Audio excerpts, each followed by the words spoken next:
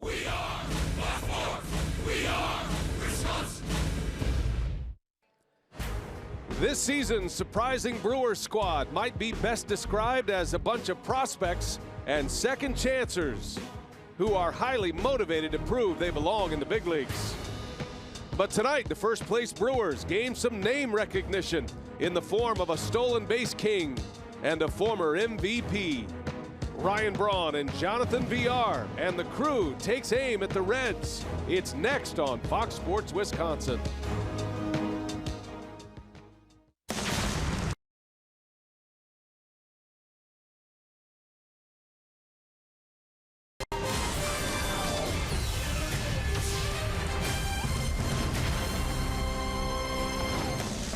Brewers coming off an off day, and they're hitting the transaction wire hard. Ryan Braun is here. He'll play tonight, as will Jonathan VR. Those two coming off injuries. And the newest Brewer, Stephen Vogt from the Oakland A's. The Brewers claimed him off waivers and now ready to make his Brewers debut. It's the Brewers and the Cincinnati Reds, game one of this three-game series from the Queen City. And hi, everybody. We welcome you from Cincinnati. Great to have you with us. Alongside Bill Schroeder, I'm Brian Anderson. We'll hear from Sophia Minnaert in just a moment. Well, the Brewers again making a flurry of transactions after the game on Sunday night in Atlanta. I think the Brewers might set a record for transactions this year, but Rock, not messing around. They are in full competition mode in first place in the National League Central and getting the big bat back in Ryan Braun. Yeah, no surprise Lewis Brinson getting sent down. He needs to play every day. Jet Bandy really struggled at the plate, and he's going to go down to the minor leagues. You're probably going to see him at some point. Steve Vogt coming over to help out Manny Pena behind home plate. But the big news is getting Ryan Braun back in that lineup. The Brewers did a heck of a job, staying in first place and continuing to score runs without Ryan Braun in the lineup. With his addition, it really gives a lot of length to that batting order. Craig Counsell's got to be excited. Talked to Ryan Braun before the game. He can't wait to get out on that field in the big league arena. And Jonathan VR, who's trying to reestablish himself as a major prospect and a big-time run producer for this Brewers ball club. It was an up-and-down season for him until he had that injury and put him on the disabled list. Both of those guys had some rehab time. They both did pretty well. Stephen Vogt, anxious to see what he can do, behind home plate. He's a good clubhouse guy, a left-handed bat option for Craig Counsell in that catching spot. All right, well, let's get some player reaction and manager reaction on the new pieces that are back tonight.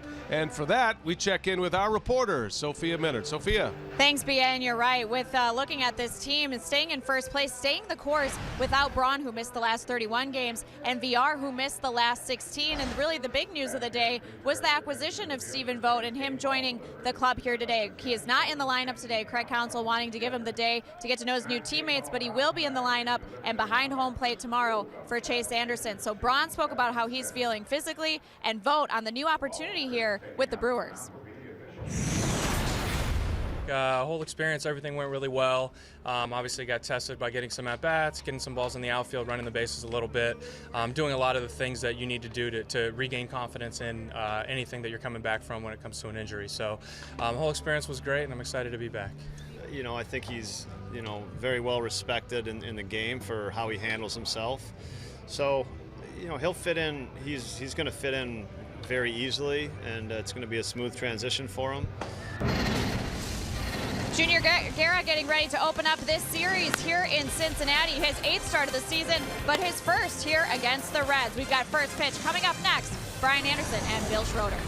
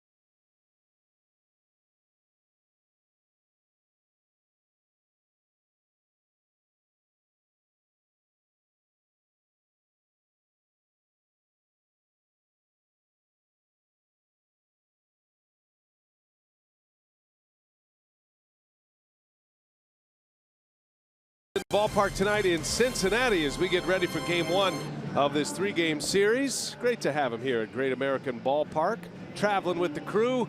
And it'll be Junior Guerra tonight for Milwaukee, his 8th start of the season. Remember, he missed 6 weeks with a calf strain, was the opening day starter for the Brewers, and he's been good. He hasn't been dominant, but he's been very good since coming back from the DL. Tim Adelman will start for the Cincinnati Reds. The 29-year-old right-hander makes his 13th start, all even at 4-4 and a 4.30 earned run average. And that sets us up for game time in Cincinnati. It's the Brewers and the Reds, and the Brewers have their big guns back in there. Ryan Braun returns to the starting lineup tonight. Lineup's first pitch coming your way.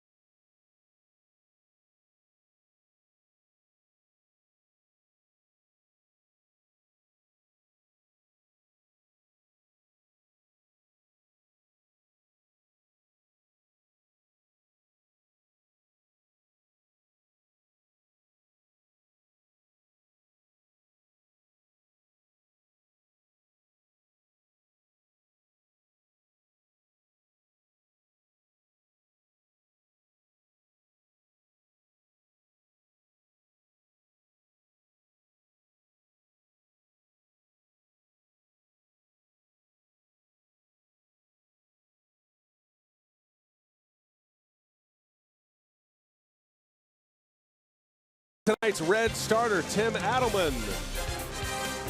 And he and the Reds hit the field in their home whites.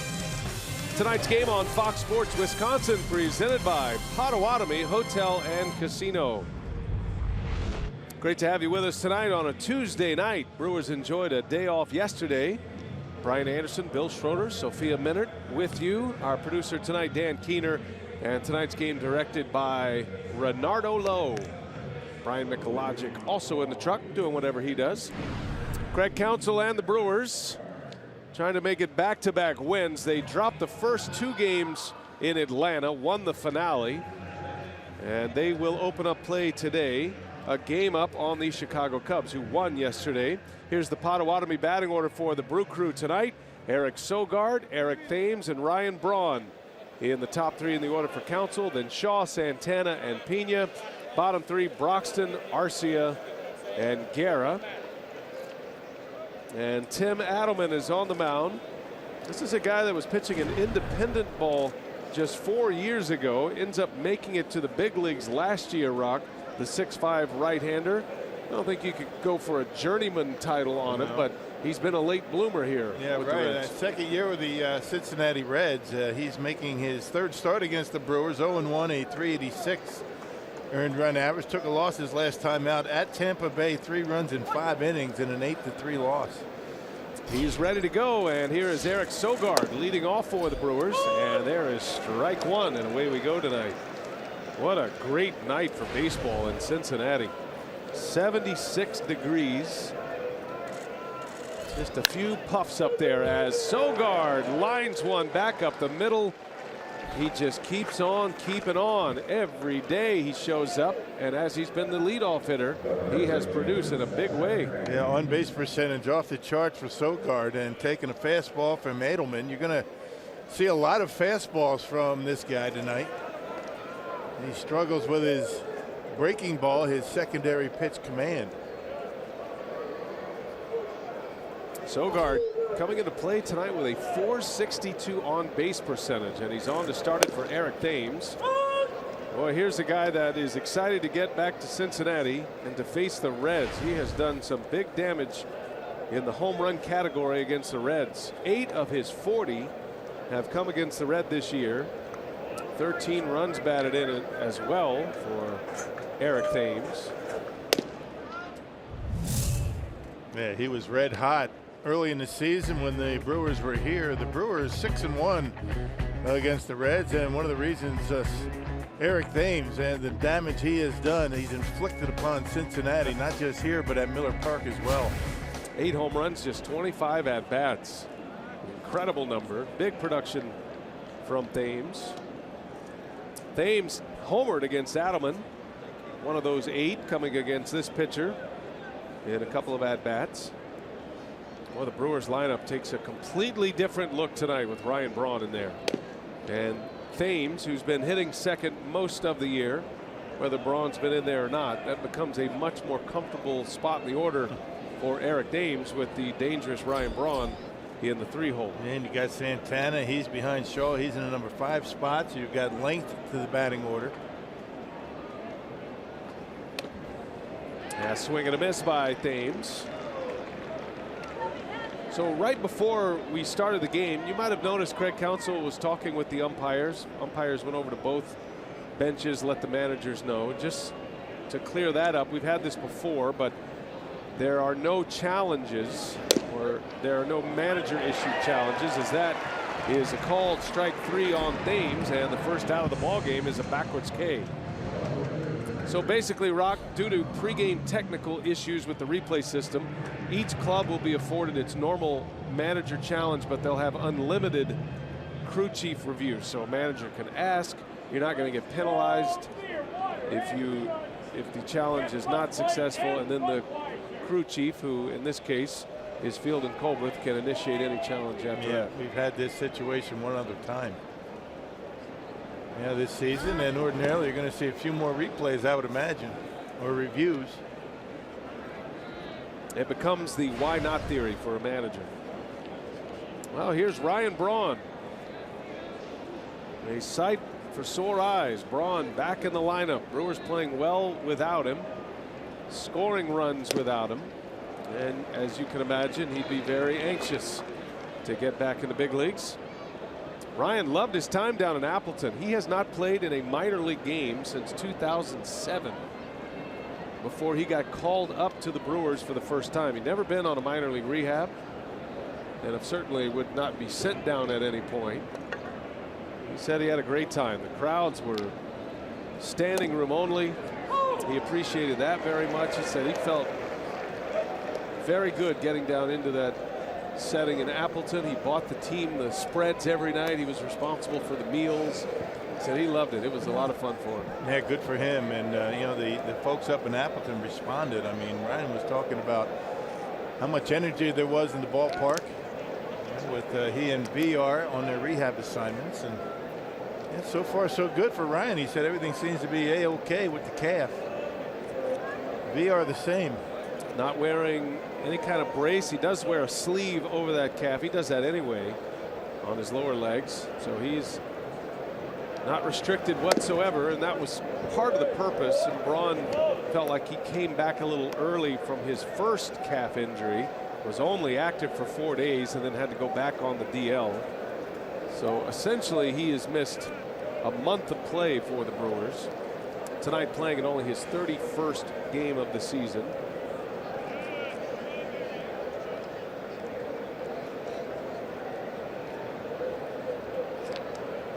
Braun was off to a pretty good start. 7 homers and 19 RBIs in his first 30 games. That is, on a per game basis, a very productive start.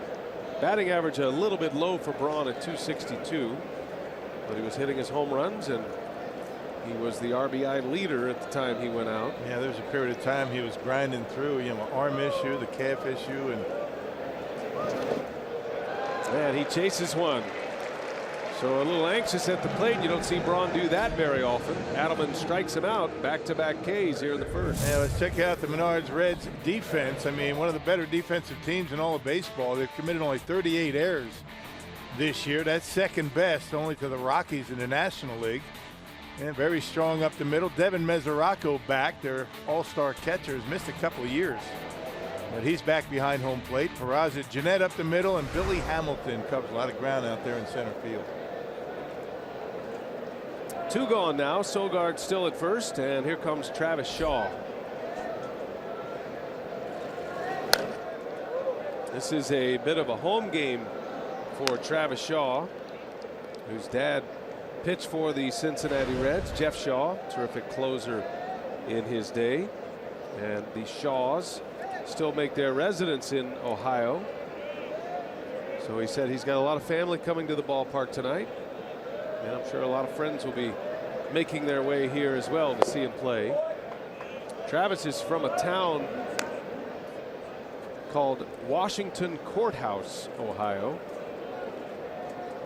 Played his high school ball at Washington Senior High School and then on to Kent State in Kent, Ohio. So he's an Ohio man through and through.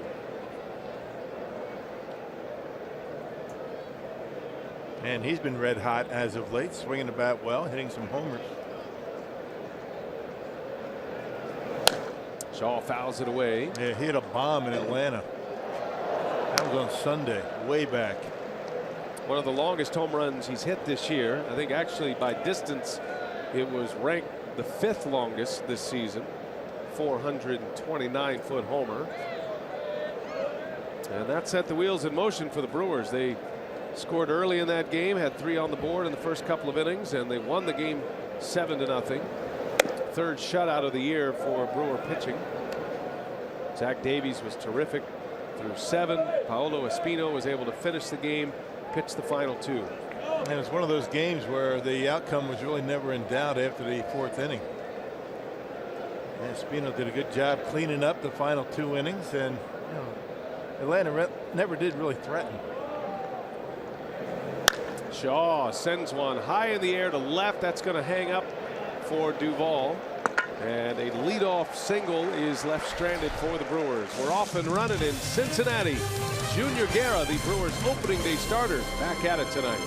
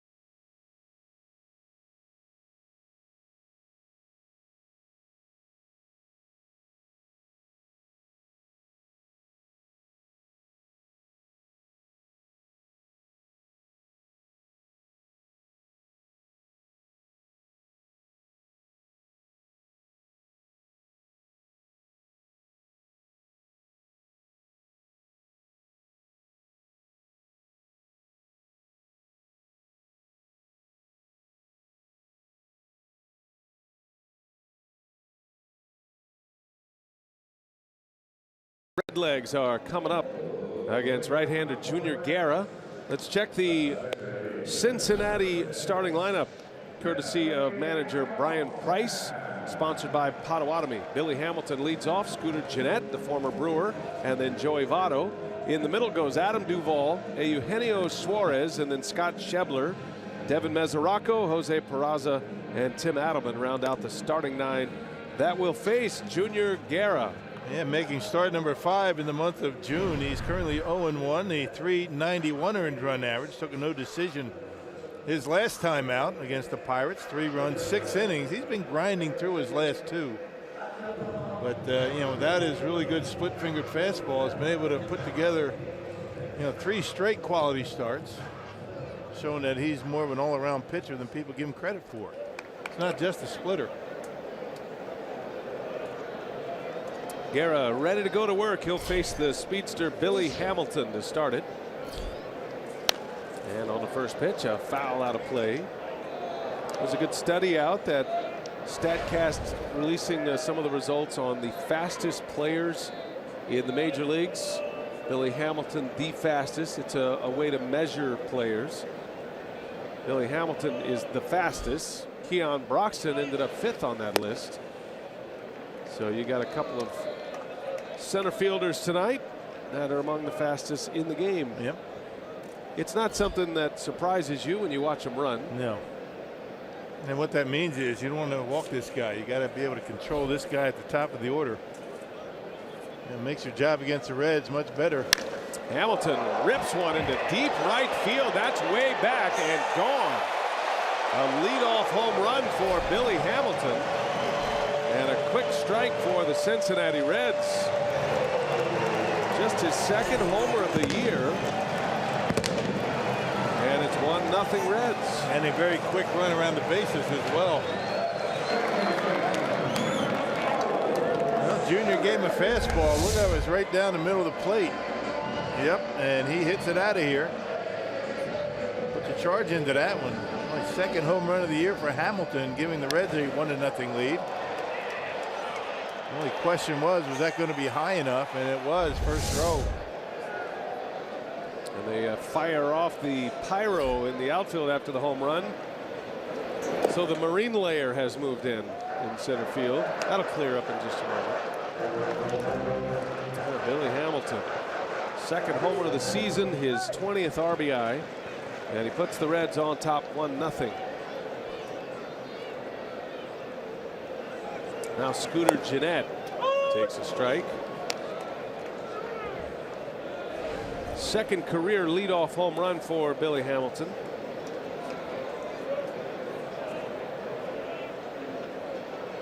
Has not had one since 2014, but his first and only leadoff home run came against the Brewers back in 2014.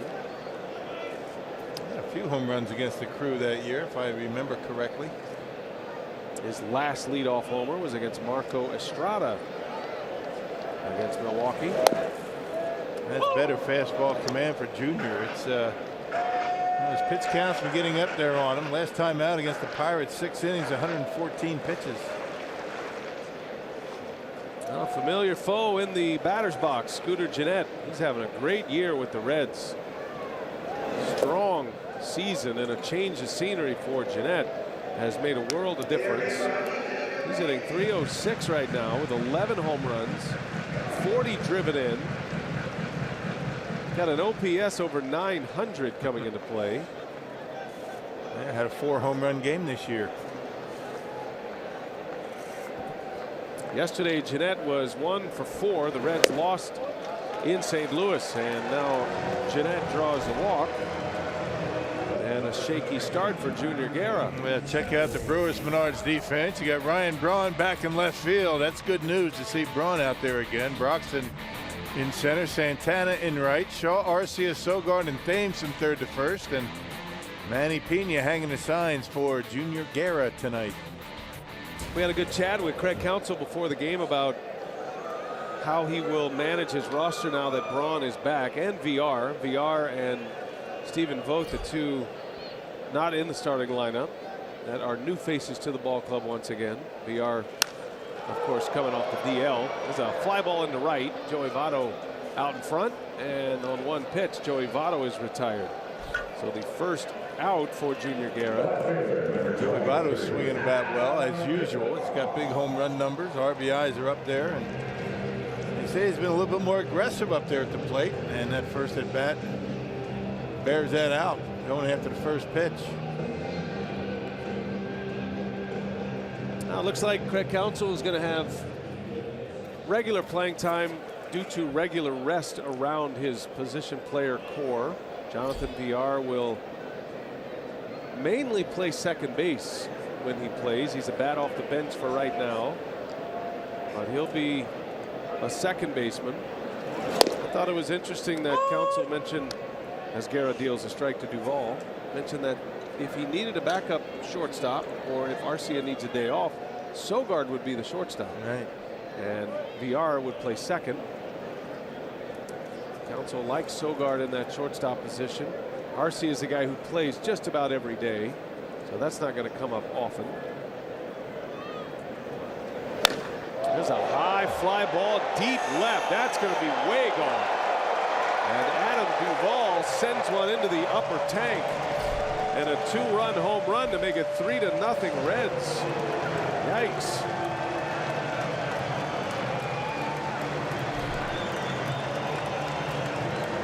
Well, that was no cheater right there.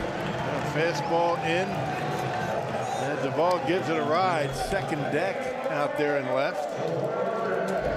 Right off the bat, you knew that was out of the ballpark. There's that command. He was looking in there. Brewers controlled Adam Duvall extremely well back in April when Cincinnati and the Brewers hooked up. Well, a little different here first at bat. Quick 3 on the board as Duvall pops number 17. So this Reds lineup has 2 hitters with 20 homers, Votto and Schebler, and now Duvall with 17. Junior Guerra's only given up multiple home runs in 1 start this season. That was that game against San Diego when he gave up 3 earned runs early. The Brewers would come back to win that game in extra innings. And nothing really wrong with the Reds offense. I mean, their offense has been fairly consistent. They do hit a lot of home runs, but the problem the Reds have had is starting pitching. Their starting pitching earned run average over 6.2. So they give up a lot of runs. The defense has been strong. Bullpen not bad. Just starting pitching has given them a lot of problems this year. Well, yesterday, Brian Price's club lost to St. Louis. They had to go down there for a makeup game after they played over the weekend in Washington, D.C. against the Nationals, first place Nationals. So they traveled to St. Louis for a makeup game. They lost the game 8-2. Did have 9 hits yesterday, but only 2 runs. And now they are back home starting a long homestand. First 3 against the Brewers, and then the Reds will welcome in the Chicago Cubs.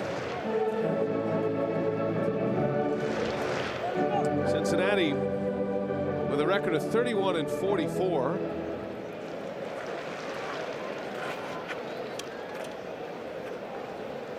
Reds are down at the bottom of the National League Central, and Suarez draws a walk. Boy, this is a shaky start for Junior Guerra. He's given up 3 runs on 2 homers and now 2 walks. Yeah, last 2 starts, as you mentioned, he was able to grind through them and ended up pitching pretty well. But yeah, right now, the strikes that he's throwing have been getting a little bit too much of the plate, and they're trying to be a little bit too fine and missing now. And missing with the fastball. He's throwing a couple of curveballs. You never want to see your pitching coach in the first inning, but Derek Johnson hopefully has spotted something with Guerra, maybe talking game plan a little bit as well, and Guerra will go back to work. Yeah, Guerra's pitched well here. This is his 3rd start against the Reds, all coming at Great American Ballpark. And he's got a 1-0 record, 4 earned runs in 12 innings of work for him.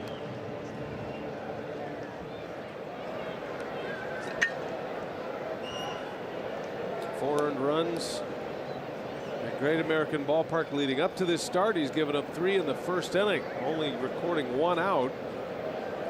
And now he'll face another 20 homer player in Scott Schebler. 20 homers, 40 runs batted in for Schebler, and a .260 batting average, and a wave and a miss, throwing a little wrinkle up there, and Schebler was out in front. Guys like the fastball. They're going to be all over it. That was a good splitter that time.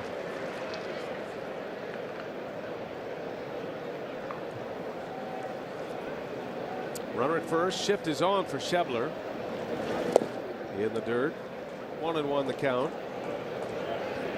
Cincinnati has now hit 107 homers in their first 76 games, this being number 76. They're on a pace to hit about 230 home runs, which would be a single season club record if they get there. Right now, the franchise record for homers for the Reds is 222. And that hit him. Schebler hit by a pitch. Trying to come up and in, and just a little bit too far, not wanting to miss out over the plate. Fastball inside corner, and got him on the forearm. Yeah, that's not even that bad of a pitch as far as out of the strike zone. I mean, it's up and it's in, but the way Schebler leans out over the plate and swings at it, attempted to swing at it. Always concerned about players who don't turn their bodies away from pitches inside. When you open up, you expose yourself to a lot of issues. And you get that arm even closer to home plate when you start your swing, right? You're opening up, body becomes a little bit closer to home plate, especially the arm, and that's what happened there. Hit him right in the forearm. Strike to Devin Mesoraco. He's still checking on that. Looked like maybe the wrist. Seeing if they're the same. I feel something in there. Is that on this hand too? Remember Carlos Gomez used to do that a lot. He'd always have the injuries. Make a play on that, Rob. I was ready. Now that we're back in the area code to call games after leaving Atlanta, we're in prime foul ball territory. Yeah, and we can hear. It's not so loud here as it was in Atlanta, the PA. Boy, they had that thing cranked up, didn't they? They did. It's nice to see the game from this perspective again. Got a great view from our booth here in Cincinnati. There's a line shot left field. Braun's coming up with it. They're going to send him. Braun's throw comes all the way in, and it is late. It hits the runner. And now the Reds have two runners in the same spot. And Guerra running back. There's two guys there. I'll go tag the other guy just in case. All right, so that's the second out. Another run scores. It is 4-0 Reds, and Guerra with two outs now. It's an RBI single by Mesoraco. And check it out. I mean, Braun, hits the runner coming in to score. He actually kicks it. Good job by Guerra to back it up, and Mesoraco, the batter was just running with his head down. And Garrett does the right thing, running back to second base. So remember, it's the man who occupies the base who still has rights to the base. So if they end up a good trick for you at home, if you're still a ball player, you can run both runners to the same base. Try to get them both to take off and you can get a double play like that. Right. And they don't know the rule. And just in case, Schebler just stopped before he got the bag. On the first pitch, Peraza sends one to left. And Braun's got it. Ugly start for the Brewers tonight. See if they got the comeback bats ready to go. Down 4-0 in the first inning.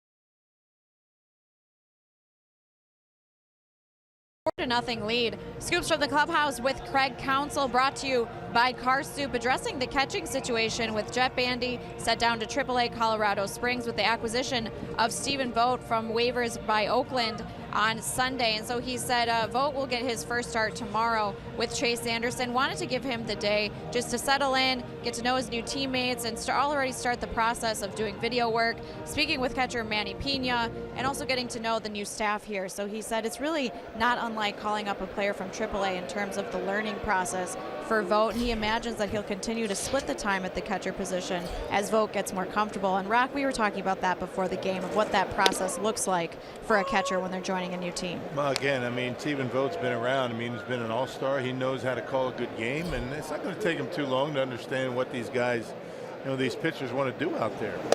I mean, he will be going through the same process that Manny and Bandy were going through in spring training. It's going to take too long. I think that's a little overblown. If you can call a good game, you're very quick to catch on. Domingo Santana starts the second inning for the Brewers.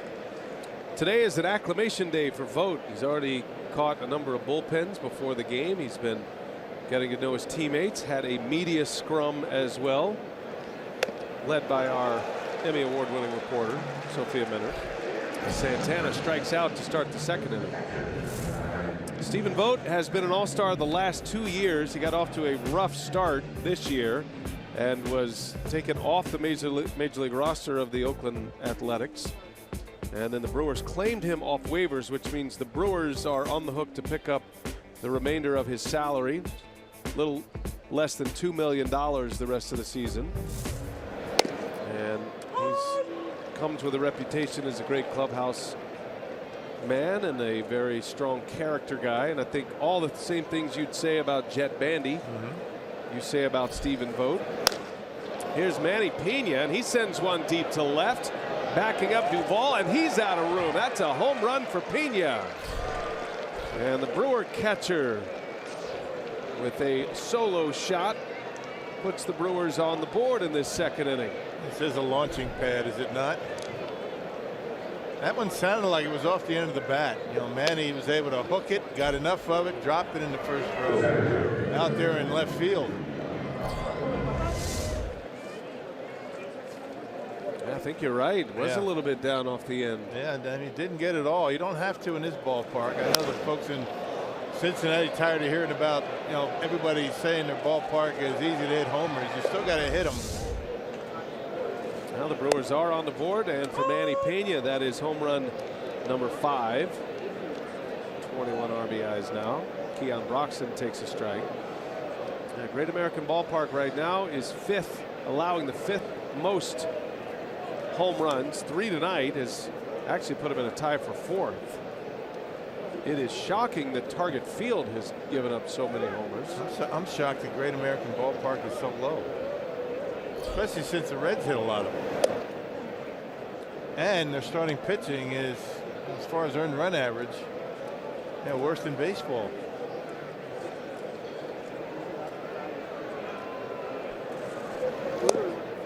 Broxton, a swing and a miss. 1-2 the count.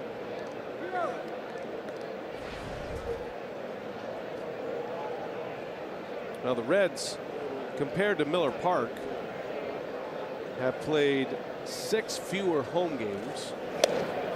That might have something to do with it. Yeah, that has something to do with it. I mean, you figure the way it's going here, you're going to see 3 to 5 home runs a night combined, and then in those big run production nights, you might see 6 to 8 home runs.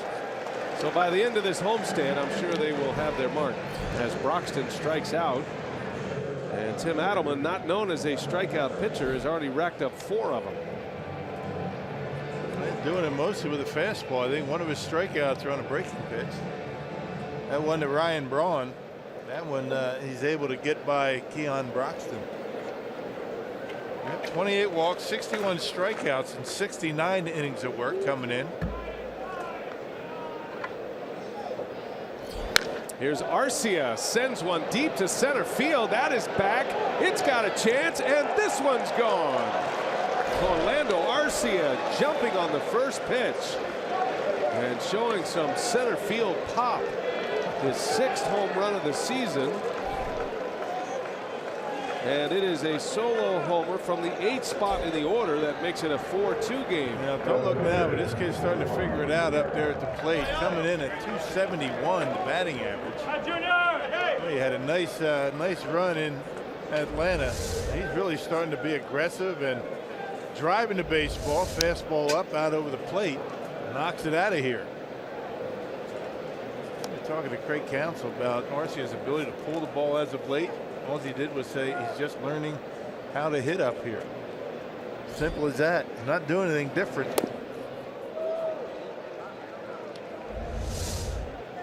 Early in the season, he's looking just to punch that ball in the right field. Not now. He feels as though he has a pitch he can drive. He's going to turn on it. There's a call, strike 3 on Junior Guerra to end the inning. So Adelman strikes out the side, but the Brewers get a couple of bombs. One by Manny Pena, the other by the slick fielding shortstop Arcia. 4-2 Cincinnati.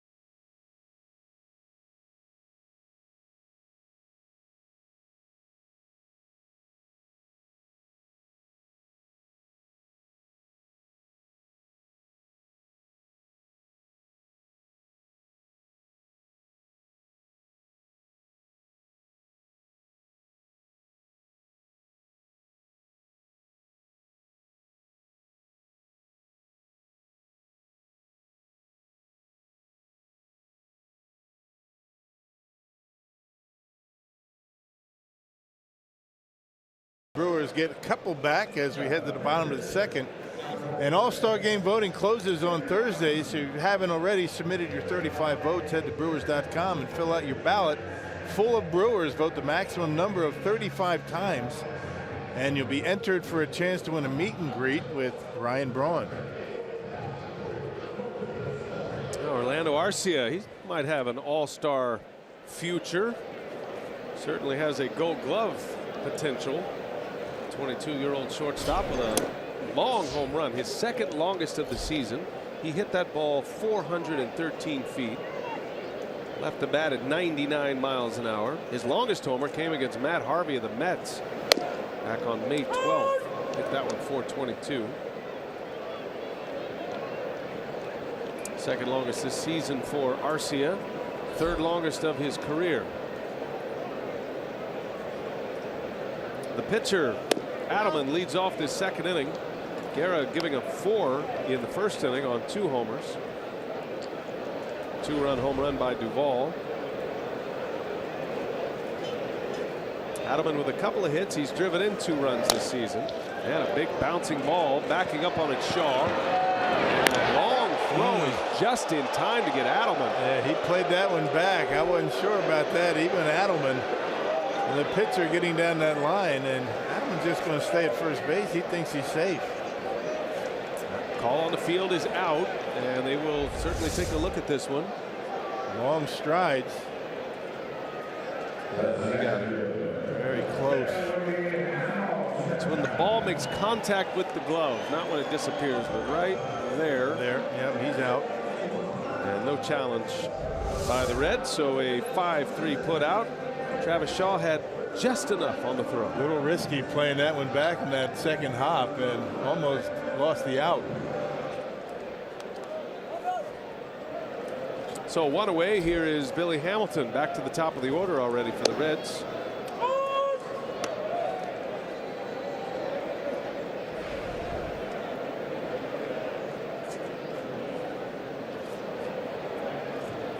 Brian Price sticking with Hamilton in that leadoff spot despite a low on base percentage. He is below 300 getting on base, a 292 on base percentage. Such a fast runner and a major weapon when he does get on. 31 stolen bases. He's been caught 5 times. It's that one into center field, a base hit. He's got the swing groove tonight. A home run, now a single. And the Reds already with their 4th hit of the game. Yep, Junior another fastball, getting too much of the plate with it. He's having a difficult time commanding the splitter and that curveball so far, and the Reds all over the fastball. Well, how long will he stay at first base?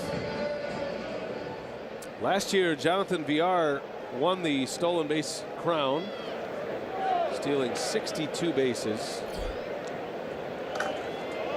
Billy Hamilton is the major league leader in steals right now with 31. Hamilton stole 58 last year, but only played in 119 games. They shut him down at the end of the season. 31 steals. He's been caught 5 times. He's 2 ahead of the Marlins' D. Gordon. Doesn't figure to be around long.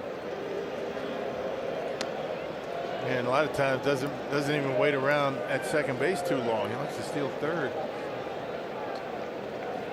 Hamilton has had 3 consecutive years of at least 56 stolen bases in his first 3 full seasons in the major leagues.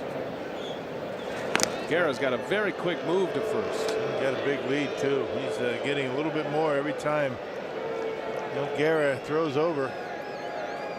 Trying to get a sense for the move and how much he can get. And you may look at 56, 57, 58 stolen bases a year as a high number. That's hardly a sneeze for Billy Hamilton, though, compared to what he did in the minor leagues. 3 times in the minor leagues he was a stolen base champion. Twice he went over 100 steals, and 1 year, the record-setting year, when he set a professional minor league record, had 155 stolen bases in a single season. Imagine that. Yeah. 155 bags. He was caught 37 times.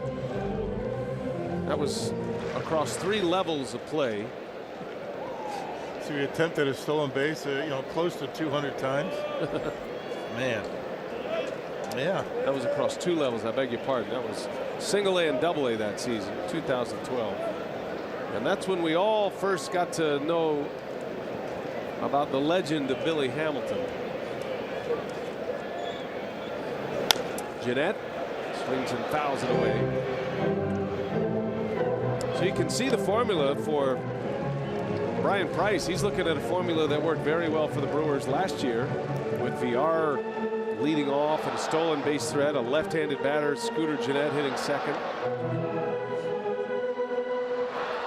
Yeah, just to get on that many times. His on-base percentage that year in the minor leagues was 150 plus, over 400. And therein lies the difference, because he would steal or have a chance to steal around 100 if he was getting on more. Think about 400 as opposed to under 300. Yeah, he's a 292 on base percentage. Right. Game-changing speed. He's probably one of the fastest players ever. I mean, he's Deion Sanders fast. Cool Papa Bell fast. Not that I saw many of Cool Papa Bell's games. I was going to say. I heard stories. I was going to say. Did you ever watch him steal?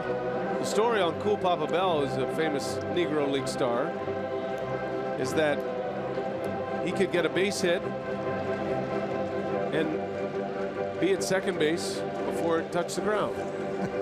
They also said he used to be able to turn the lights off at the door in the hotel and be under the covers before the lights actually went out. Yeah, there you before go. it got dark. You want another one? What's another one? Hit a line drive up the middle and get hit in the head at second base. Hit yourself with the line drive. I get it. That's a good one. I mean, that's really fast. Yeah, that's fast. There's a swing and a miss by Jeanette. Down he goes. And Guerra with his first strikeout gets his old teammate. 2 outs in the inning. Yep, fastball right on the top part of the strike zone, and Scooter swings right through it. Scooter has always been a pretty good low ball hitter. You can get him out upstairs. Well, now it's Joey Votto. Runner at first, 2 outs. Reds got 4 in the first off Guerra. Trying to make it a clean one here in the second. And Votto takes a ball. I told Bob Uecker, you know, I didn't tell him, he knows the story, but I asked him about that myth about Cool Papa Bell and being able to turn out the lights and getting under the covers before it gets dark. He goes, well, that's actually true. Because back then they had the old gas lights, the old gas lamps, and it took a little while to simmer down. Right. So that was actually a factual statement.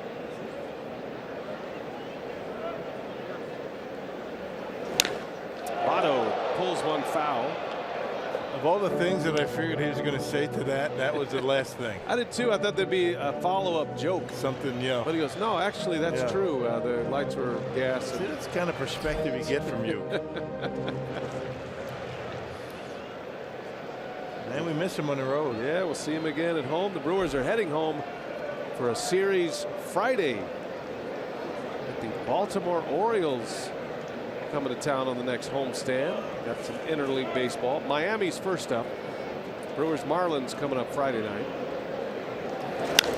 Votto gets sawed off a little bit. High pop up. Arcia's over.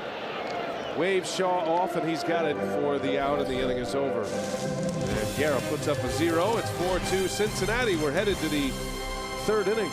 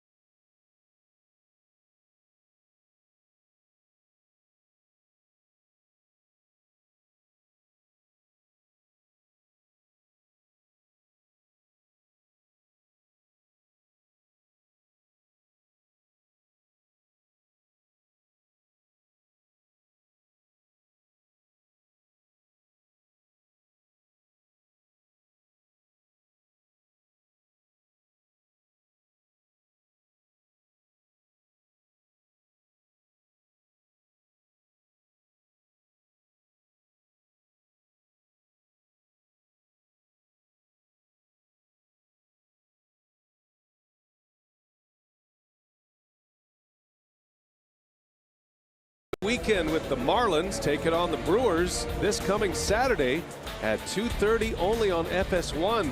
And then the Yankees will battle the Astros at 6 o'clock on your local Fox station, or you can watch it live on FS Go. Marlins Brewers FS1, Big Fox has Yankees Astros. That could be a playoff preview. Yankees Astros. Looking forward to a big Saturday for baseball. 4th of July coming up. Great time to be alive, especially in the Midwest and in Milwaukee. Sogard is leading off and is drilled by a pitch. Eric Sogard, who was hit on the arm in Atlanta, knocked him out for a start. He was hit in the tricep, was having some problems with the elbow tricep area. And maybe we'll pay back. I mean, Schebler got hit. That wasn't even close. Got him right on the hip, and Sogard gets first base. He's been on a couple of times. A single now, a hit by pitch. That'll put a man on, and the tying run will come up in Eric Thames. Of course, you never want to hit a leadoff batter. I'm going to call that an accident. Yeah, by Tim Adelman. Of course. Pulled a cutter, let's say. Been a rough road trip for Sogard. He had to come out of the game Friday night in Atlanta. He could not make his last at bat. He told Craig Counsell, he said, I can't swing the bat right now. Here it was. I mean, it looked like at the time it hit him in the hip, but check it out. The ricochet went right off his elbow, right off that exposed part on the lower tricep. That's when he left the game, and we heard that he's out with an elbow bruise or contusion.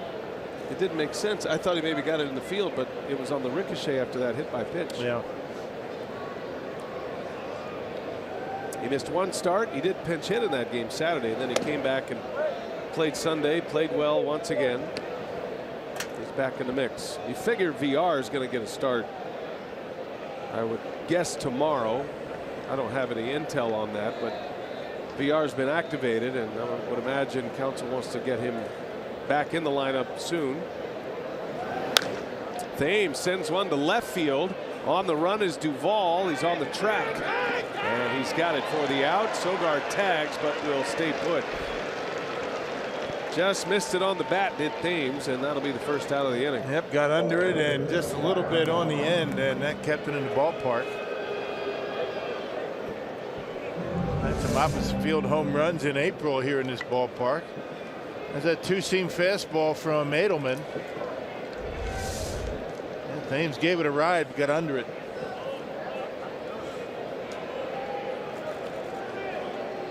So here's Ryan Braun now. Cincinnati's a good place for Ryan Braun to return to the lineup. He's always hit well here. He was a little eager his first time up. Adelman struck him out. Got him to chase a couple of sliders in the dirt. Down and away. Braun at Great American Ballpark. 76 games, 22 homers, and 46 runs batted in. That's a hefty number in 76 games played. He'd love to add to that total. He's hit him out in all areas here as well.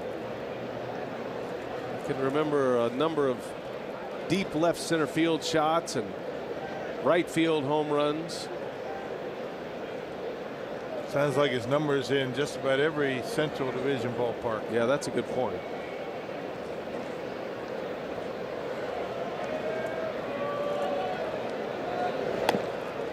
That was the pitch that he swung at twice his first at bat.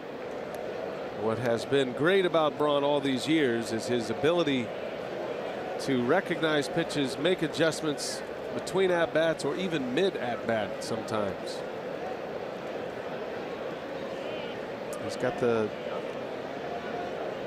great vision, hand-eye coordination, and as all great hitters have, the ability to adjust. And he rifles one into right center field. That is going to get down and go to the wall. High bounce off the wall, then up and out. And a bad break for the Brewers, actually, as Sogard will have to return to third base. Now, if that ball stays in, Sogard's going to score easily from first. Yep. Well, that's the way it goes. It hit that wall and bounced into the seats. Oh, that is vintage Ryan Braun right there. That opposite field stroke. Check it out. Watch where the pitch is. Right down the middle. He's thinking right field all the way. It's a bullet out there into the gap. So the Brewers have second and third and only one out. Ground rule double for Braun in his second at bat, returning. First game since May 25th. Miss seeing those bullets out into the gaps and right. Nobody hits him like Braun. Nope. Here's Shaw now. Travis a chance to drive in a couple here. Boy, would this be big if the Brewers could tie this game quickly. After giving up 4 in the first, the Brewers are knocking at the door here in the third.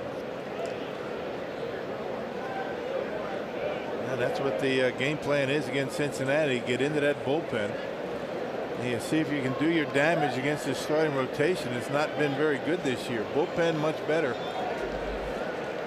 You got to do your damage early against these guys. Well, like the Reds, the Brewers hit a ton of home runs. Brewers come in with 110 homers, add 2 to the mix here tonight. And a big swing by Shaw. Shaw is close to a career high for homers.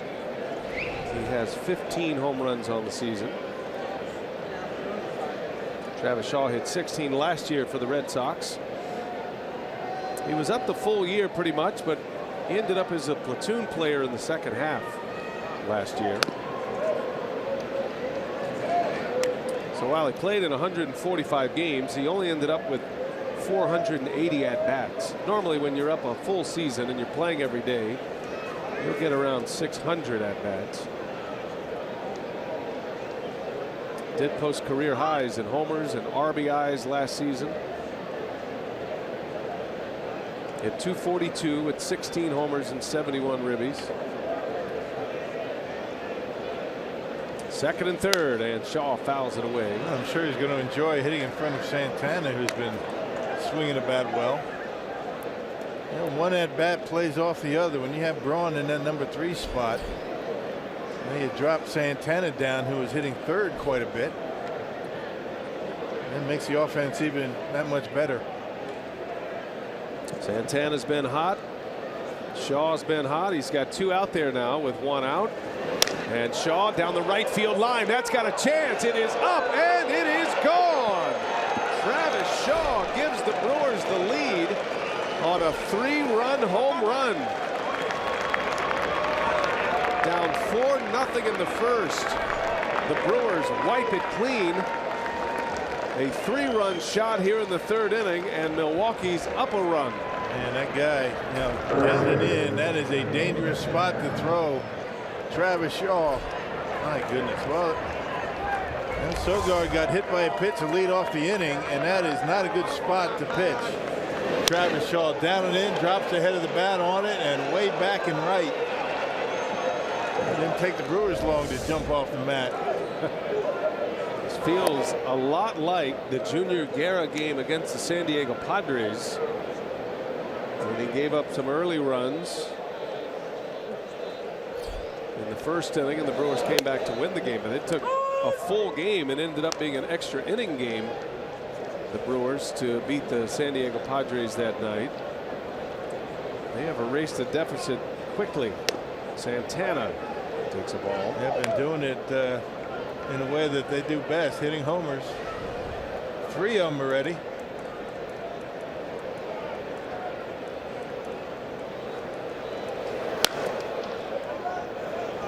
Well, I mentioned Santana's been hot lately.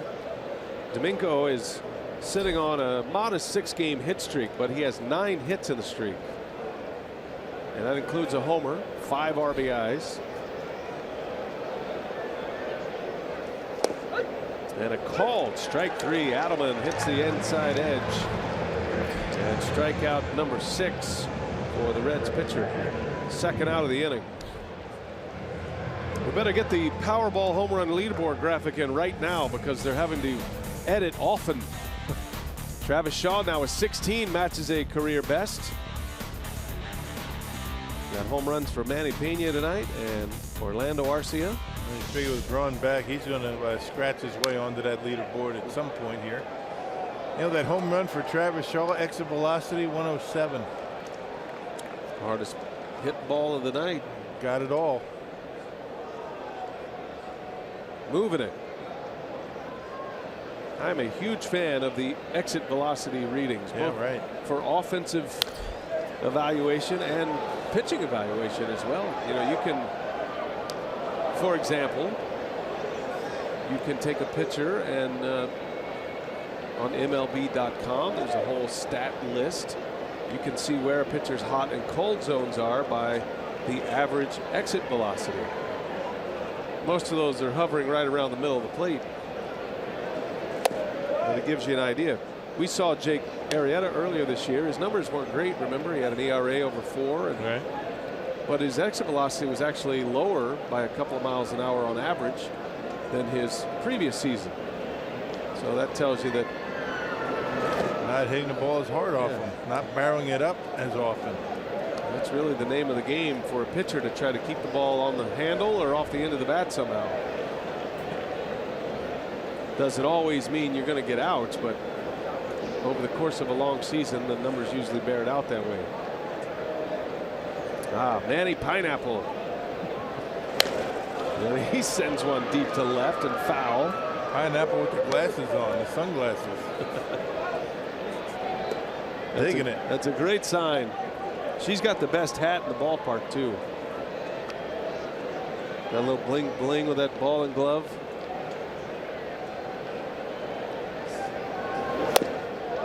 Pena takes one outside.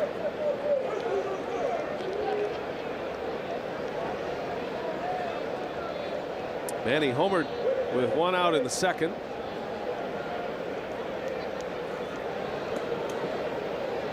All 5 runs via the long ball for the Brewers. Pena draws the walk. And a man is on with 2 away. You can see Adelman's really having a difficult time. Secondary pitches. The breaking ball has not been very consistent. The Brewers are starting to lay off of it now. And he's not overpowering. I mean, you're talking, 91, 93 with a fastball. He does have the 2 and 4 seamer. But we don't have command of the changeup and the breaking pitch. I don't care what you're doing with a fastball, guys are going to start making good contact.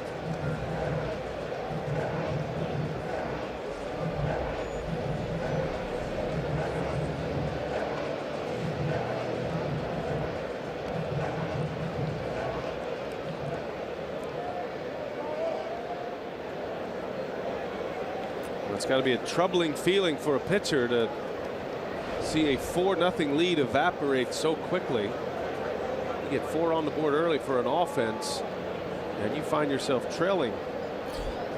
Keon Broxton now. Speaking of hot hitters. Yeah, I think the Reds offense has seen this before. Yeah. Staking their starting pitching to leads, and it goes away quickly.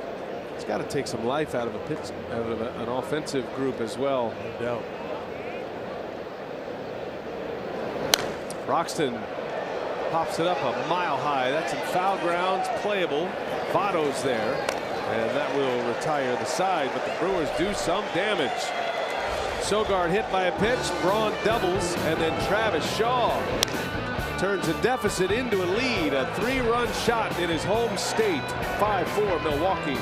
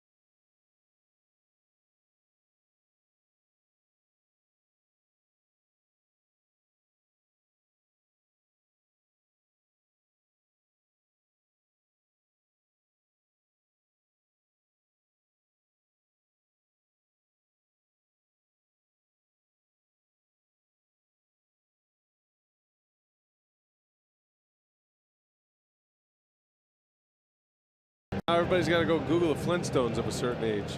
Curtis Granderson is back in a big way, and we should learn our lesson with Curtis Granderson. Every year we think his poor starts to start the year are going to mean the end of his career, and it took him a little longer this year, but wow, is he ever stroking it right now. Yeah, Met stuck with him, and now it's paying off. 5-4 Brewers. Junior Guerra has been given a life preserver here. Down 4-0 in the first inning. The Brewers have come back quickly, and Guerra pitching with a lead now. Adam Duvall sends one to right, slicing, and Santana will run it down. Out number 1. Hey, Harvey's Wallbangers will reunite for a special 1982 weekend in Miller Park. That's July 14th through the 16th. All fans in attendance for the series finale on Sunday will get a one-of-a-kind American League champion replica ring courtesy of Chevrolet, modeled after the ones the '82 squad received for winning the pennant. That's a nice deal. Come to the ballpark, get a ring.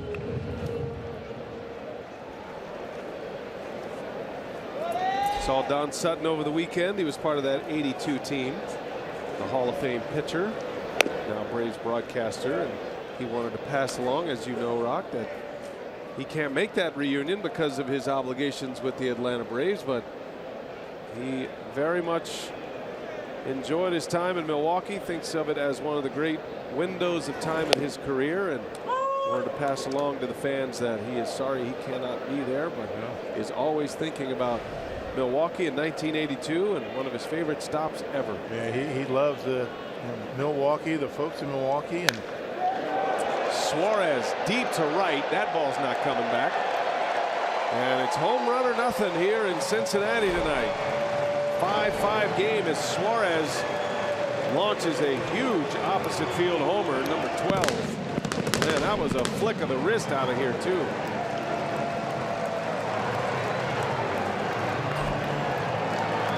I tell you, they might be leading all the baseball home runs in this ballpark after tonight. That's right. That's 6 homers. Is it now 121 down this ballpark? And that for an opposite field home run was a blast. No doubter. You don't see many no doubters that are oppo homers. Hang on to your hat today. Here's Scott Schebler now, who has 20 on the season.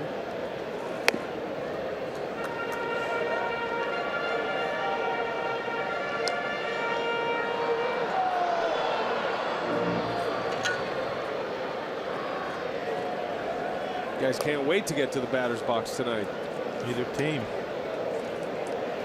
Schebler takes a ball low. Well, same situation for Junior that it is for Edelman, just inconsistent with the secondary pitches. Yeah, for Junior, the splitter and the curveball. 2-0 the count. Schebler into the opposite field.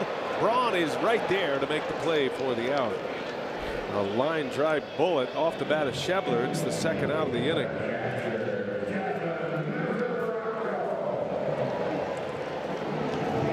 Two gone. Here comes Devin Mesoraco now.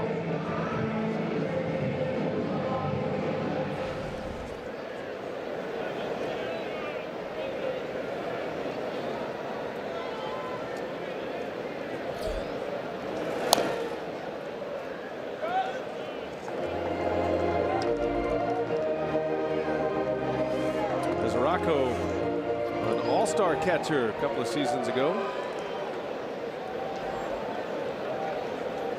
That was 2014.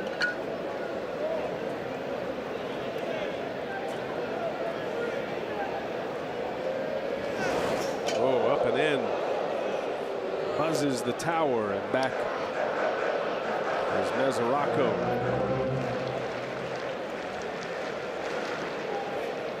Mesoraco had a bad shoulder injury last year, his non-throwing shoulder.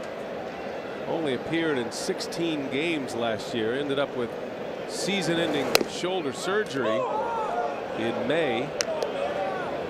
And then while he was out, figured he'd go ahead and have surgery on an injured hip that had been giving him problems. So he had that surgery in July. So he got a bum shoulder and a bum hip, but now he's back and healthy. Excellent catcher he has been. Mesoraco this season coming in hitting .250. Not much on the power numbers or the production numbers, but he can hit. It's tough to come back after such a long layoff without facing Major League pitching. Yeah, not that easy. It's a little tapper, and Pena jumps on it quickly. Will take care of his catching mate to end the inning. But the Reds get another run on a home run. Eugenio Suarez goes deep, and we're all tied at 5.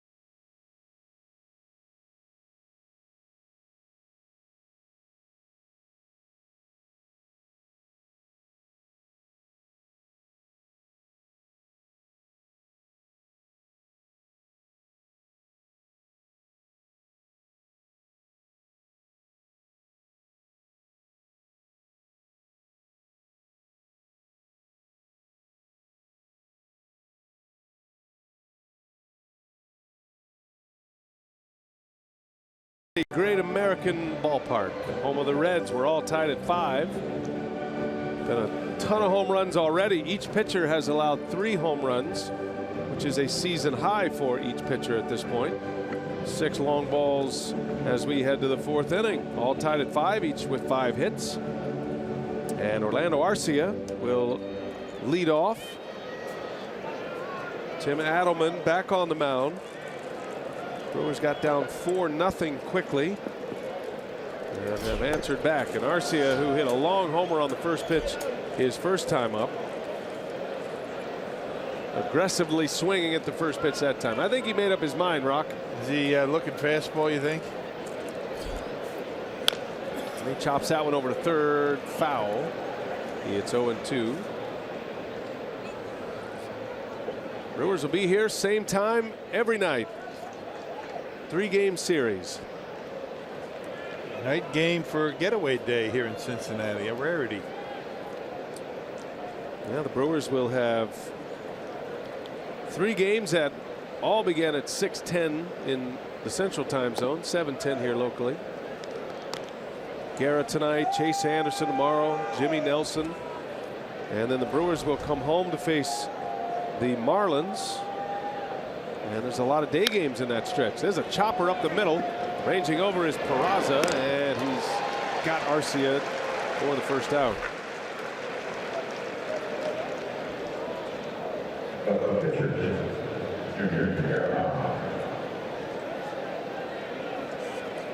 Peraza's been in there for Zach Cozart, who is performing at an all-star level this season.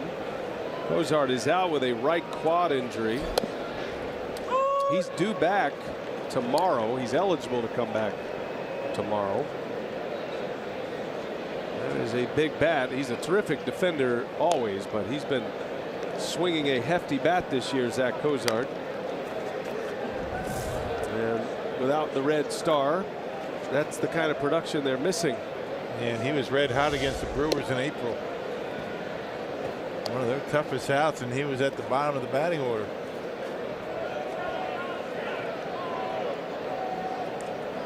The era of the shortstop, a golden age of sorts for the shortstop position.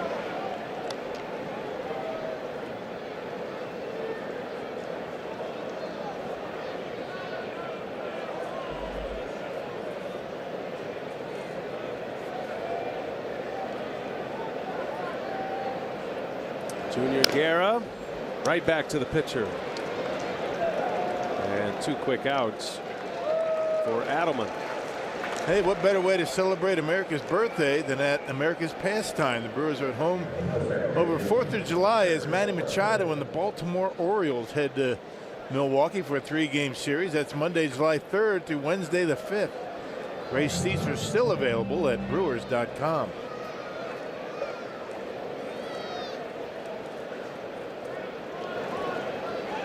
So Eric Sogard now with 2 away.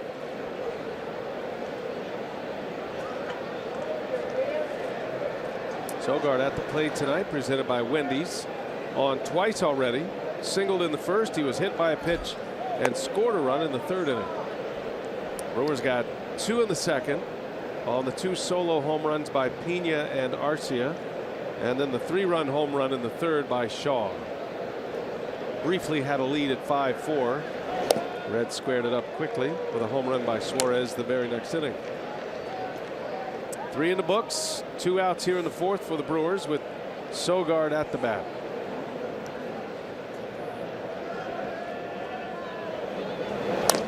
Back up the middle. Look at this play by Adelman. Knocks it down, recovers, and gets the out. Blindly stuck the glove down, and he knocks it down and turns it into a 3-up, 3-down inning with a terrific play defensively by Adelman. Look at this, right between the legs. He had it in his glove for a little bit.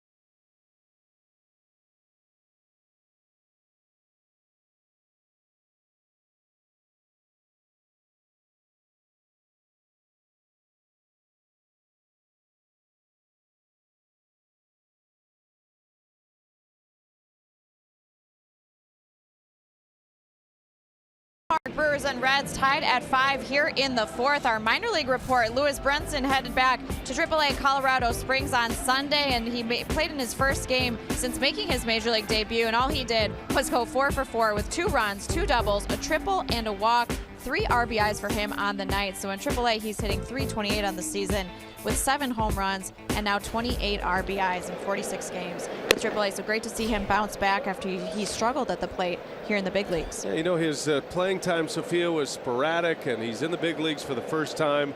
He got 2 weeks in the big leagues. It'll serve him well. He knows what it's about, got that taste of major league life, and good for him to go down and have such success right away.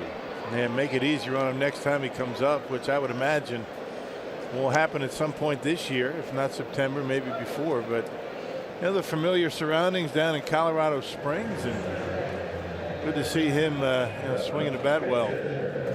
What a good kid he is, too. For sure. He'll be back. Good kid to talk to, and very respectful. And as Craig Counsell said, the most important thing is he needs regular playing time, regular at-bats. He needs that rhythm. He's been a guy who's played every day for his entire professional career. I mean, he's a top prospect type player. It's a major adjustment to come to the big leagues and sit. Hey, we all started out as everyday players in the minor leagues. Yeah, well, not all of us, but I know what you mean. You know, big league players. Adelman slices one. Look at this play by Eric Dames. Oh boy, that's a big league play right there at first base. Well, we don't do it with the bat, you do it with the glove. I mean, he's shown some good quickness. You've seen him make a number of pretty good plays as of late. Had a couple of nice plays in Atlanta. Look at this one, taking a base hit away from Adelman. Stretched out, brings it in right at the end of his dive. That's as much as he could lay out for it right there. Good play. Yeah. Eric Dames. Remember that play made against the Pirates back on a homestand. Dove, knocked one down, and Sogard able to make that play at the plate. 2 quick outs for Guerra. Let's see if he can get through this inning.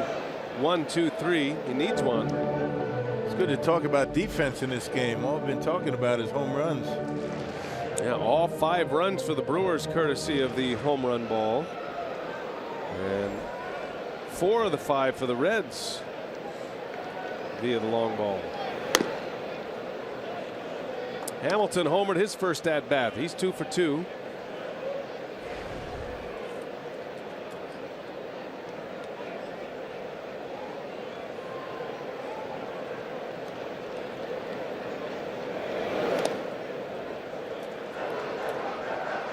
Interesting, last time he was on first base, didn't even look like he tried to steal. Looked like he had no interest in stealing a base. Guerra had a couple of quick moves to first.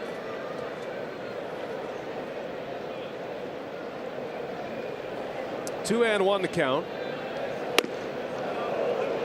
3-1 now.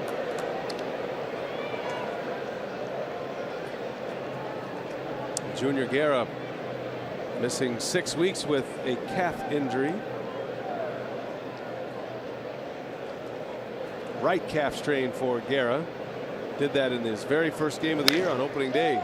Bouncer, foul. Close. That would have been off to the races. Yeah, if that one was fair.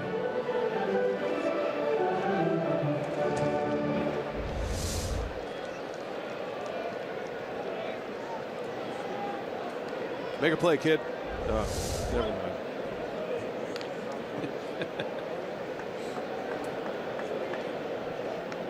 Full count to Hamilton. 2 gone in the inning. Reds at the bat in the 4th, and a swing and a miss. He struck him out, and the inning is over. 3 up and 3 down. How about the play by Eric Dames at first base? Beautiful catch on a hot line drive.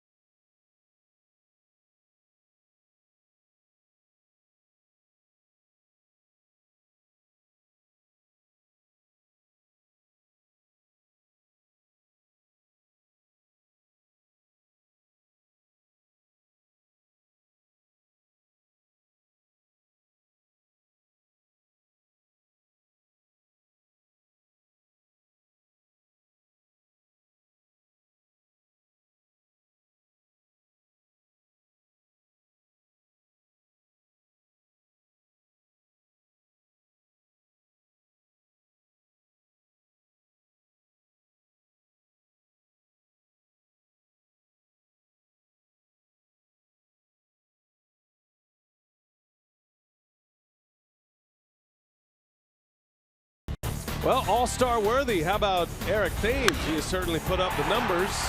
20 home runs on the season. Thames has driven in 40. And he's starting to become an above-average first baseman as well, making some great plays, but it is his bat that is making noise right now. And might we see him in Miami at the Midsummer Classic? It could be interesting to see how many Brewers end up going to the All-Star game. Eric Thames leads off the 5th inning. Brewers Reds are tied at 5. 6 home runs in the game, 3 by each team. Thames is 0 for 2. And Adelman staying inside on him.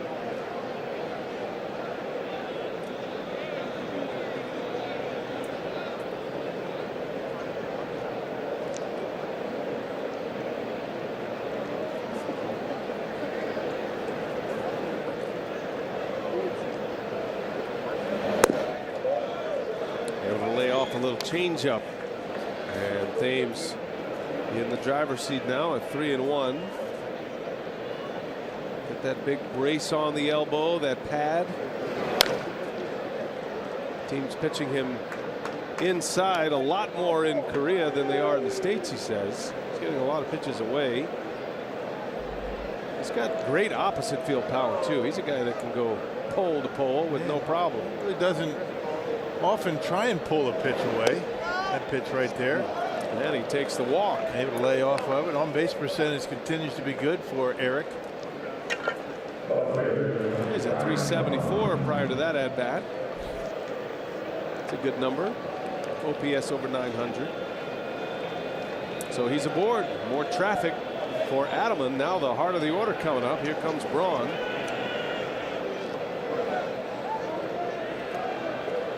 Well, you like the looks of this batting order.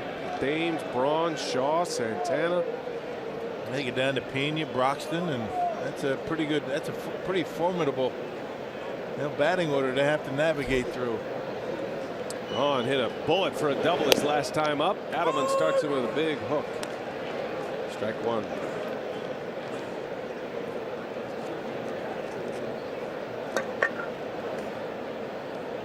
Essentially, Ryan has only played in 3 games since May 10th, even though his last game before he went on the DL for the second time was May 25th. So while he's been on the disabled list for a little over a month, you can back that up 2 more weeks. His first trip on the disabled list, he ended it early because he felt like he needed to get back on the field. It was in early May, and then he probably pushed it a little bit. Or excuse me, mid-May. Yeah, pushed it a little bit, and then he went right back on. Yeah, no doubt he did. I should have waited maybe another week or 10 days, and the Brewers wouldn't have missed him for so long.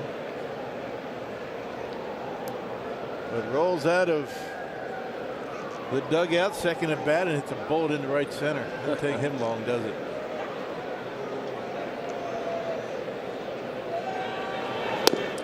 Braun takes a ball inside. Well, tonight is game 79 for the Brewers. And for Ryan Braun, this is game number 31. You don't figure he would play every day, but he's essentially missed half the season for the Brewers. He's a guy that at this point of his career, at least starting the season, coming out of spring training, was hoping to play in 130, 135 games. He's not going to get to that mark because he needs a day off every 3 days or so. There's a shot gloved over at third by Suarez, and he's going to turn that into a 5-4-3 double play. Braun hit it like a bullet, but 2 outs with 1 swing of the bat. Nice play over there by Suarez at the hot corner. Yeah, you're talking about one of the best defensive teams in all of baseball. I mean, they're 4th best as far as fewest errors. They've committed only 38. This is one of the reasons these guys are solid on the infield, and that's a good play by Suarez to turn a base hit into a double play. So 2 gone, nobody on, and here comes Travis Shaw, who had a big home run in the 3rd inning. Put the Brewers on top 5-4. That was a 3-run poke. Shaw's the Brewers' RBI leader right now. He has 56 runs batted in. Now 16 homers. He's going to have career highs in both categories, maybe by the All-Star break. He's already matched a career high in home runs.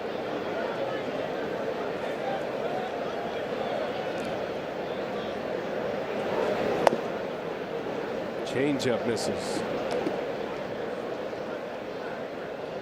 Now for Shaw, the 56 runs batted in gets him inside the top 6 in the league.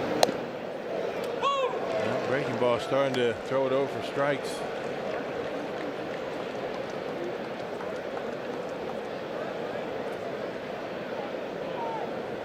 Two-two. Adelman with 2 outs in the inning.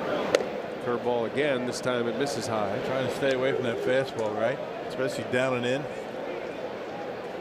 Down and in fastball. Shaw sent one into the seats his last time up. And it's ball 4.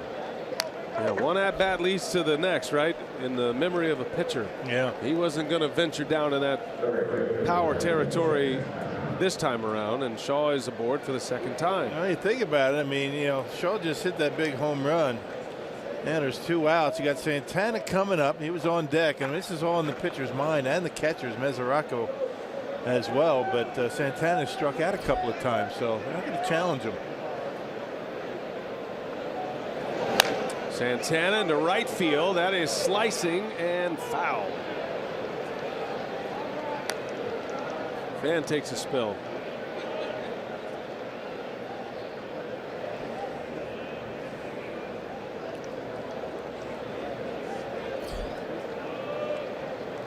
Domingo. It's been big with 2 outs here on this road trip, and a couple of hits with 2 outs that produce runs in Atlanta. He's been doing a lot of damage in the center field.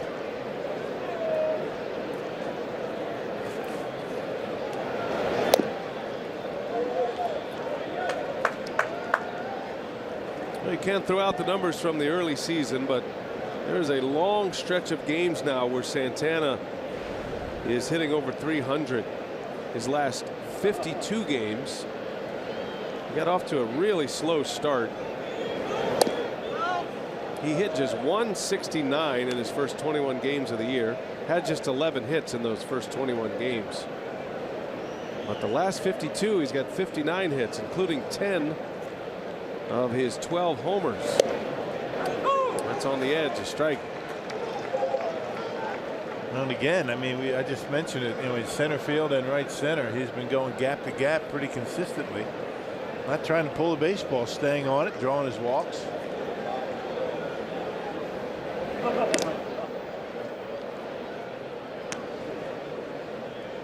And I don't think there is a Brewer hitter that is quicker on the inside corner with a fastball. He's got quick hands. Santana trying to extend a hit streak to 7. He's 0 for 2 tonight, and a swing and a miss. He got him.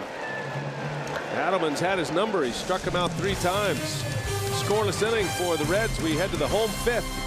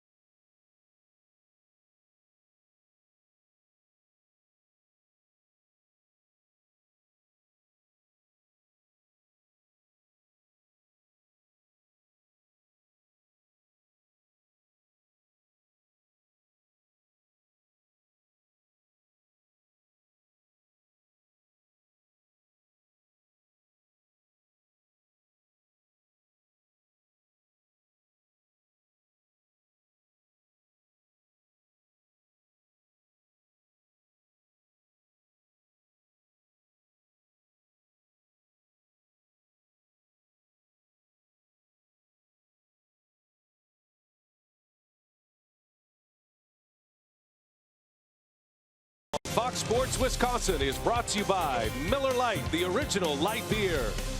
By Hupy and Abraham, voted best, rated best. Hupy and Abraham, tell them you mean business. And by Menards, save big money at Menards on all your home improvement needs. The Ohio River, and on the banks, Great American Ballpark in Cincinnati, the Queen City, Kentucky on the other side of that river. Here we go to the bottom of the fifth inning. First ball swinging Scooter Gennett. It'll be Gennett, Votto, and Duvall. Key inning here for Junior Guerra, who has surrendered 5 runs against the Reds tonight. Tough night for the pitcher in this one. 5-5 game, each club with 5 hits. Brewers have stranded 3, the Reds 2 at this point. And Gennett lofts one into right center field. That's a base hit. Broxton's over to cut it off. Gennett will stop around first. Good strong throw by Broxton. And right on the money. He holds Gennett to a single.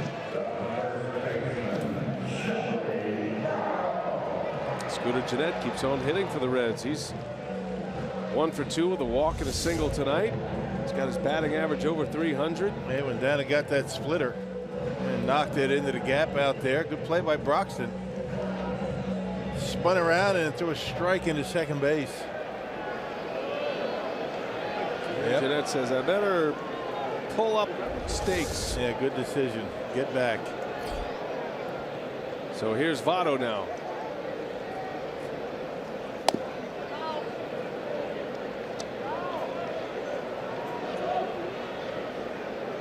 Votto is 0 for 2. Both of his outs are in the air.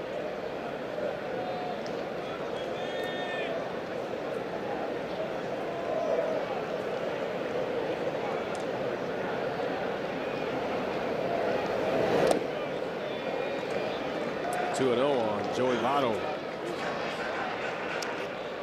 Votto and Schebler tied with Eric Thames with the 20 home runs.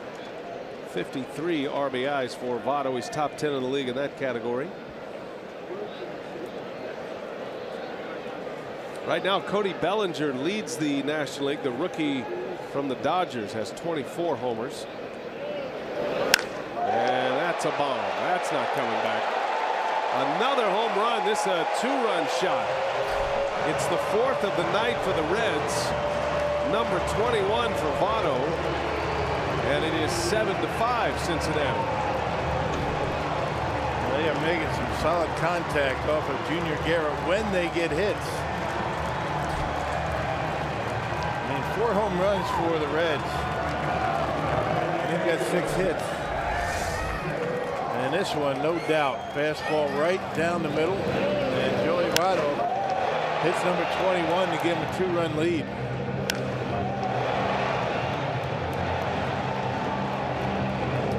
Break him from the pack of 6 players with 20 home runs in the National League. And my mistake, they have 8 hits. And 4 of them homers. Oh, 7 hits. I'll get it right. Why don't you take over? Adam Duvall takes a strike. 7 runs on 7 hits. Yeah, I had 4 hits in the first inning. I'm sorry. He had 3. 4 runs, 3 hits in the first. No need to apologize. Your analysis has been spot on. Except for adding up hits. Yeah, the addition part of it, you know, that wasn't part of the drill anyway. Got to lay out on that. Carlos Torres is in the bullpen. Guerra's trying to muscle his way through 5 innings. You'd like to give your offense a chance to come back. They've already come back once.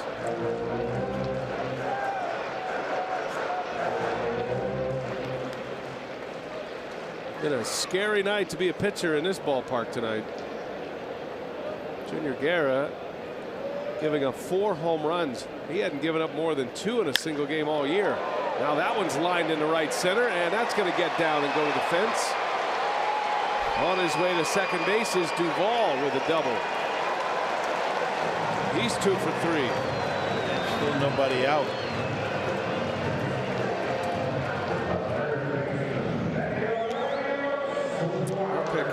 has a walkie-talkie out. What's the story down there, Sophia?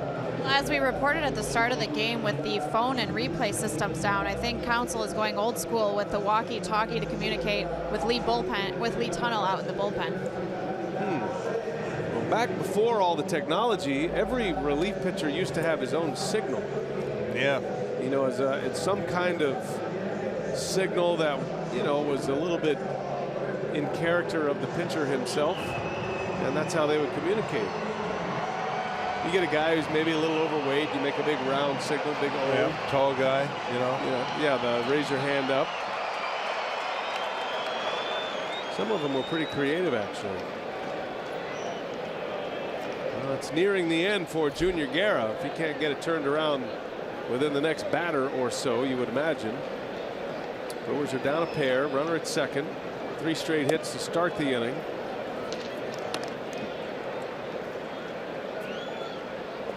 I remember when my brother Mike was pitching in the bullpen, his signal was the hook 'em horn sign, Texas Longhorn, because he's from Texas. Makes sense.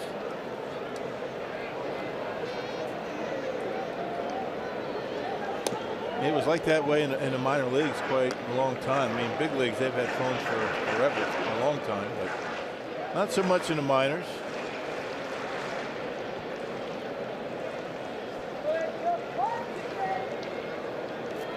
It's kind of a baseball's version of emojis before we had emojis. Bullpen signals. Inside a ball.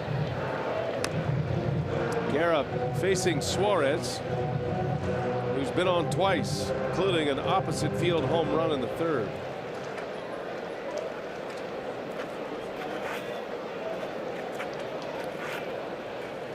Runner at second, nobody out. Reds have 2 in, and that's down and in, missing badly, and Guerra just doesn't have it tonight. Another walk. Yeah, this Sunday the Brewers host the Marlins, and all fans in attendance will get a Zach Davies bobblehead. That's complete with the forearm tattoo and special 4th of July uniforms, courtesy of Clement Sausage. Head to Brewers.com to reserve your spot today. Greg Counsell is on his way out. And looks like he will make a pitching change here. Indeed, he'll go to the bullpen as Guerra cannot get through 5. Tough night for Junior Guerra. Going to be his worst start of the season. Right now, 7 runs are in, all earned. And we'll set up the new pitcher when we continue.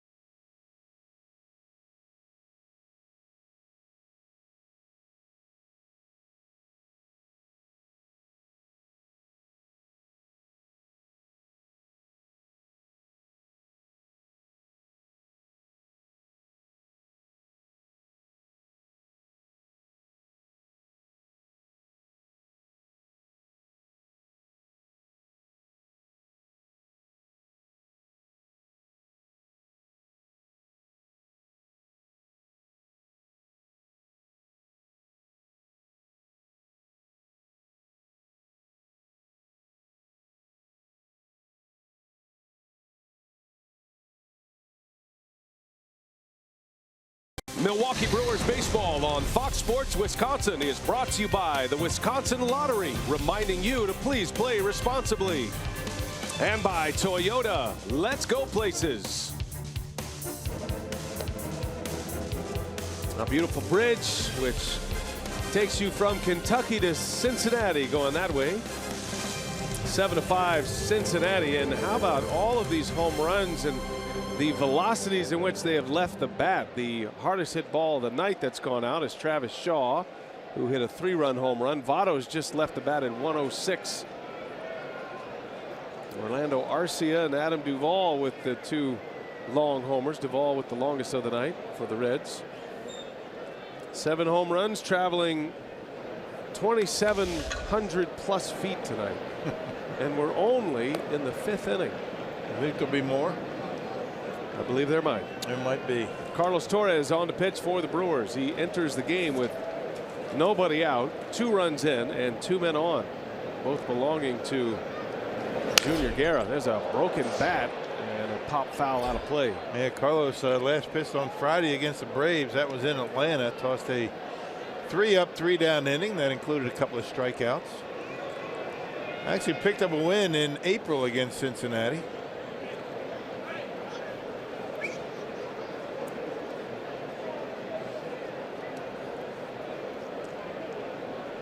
Torres will be asked to give the Brewers a couple of innings, you would imagine. Brewers are well rested in their bullpen. Pitcher spot is due up 4th for Milwaukee. Oh, that's a good point. No double switch either, so maybe get out of a mess inning and then start over at that point. You're right. Yeah. Good call. Remind me to look at my scorecard next time. Swinging a foul by Schebler.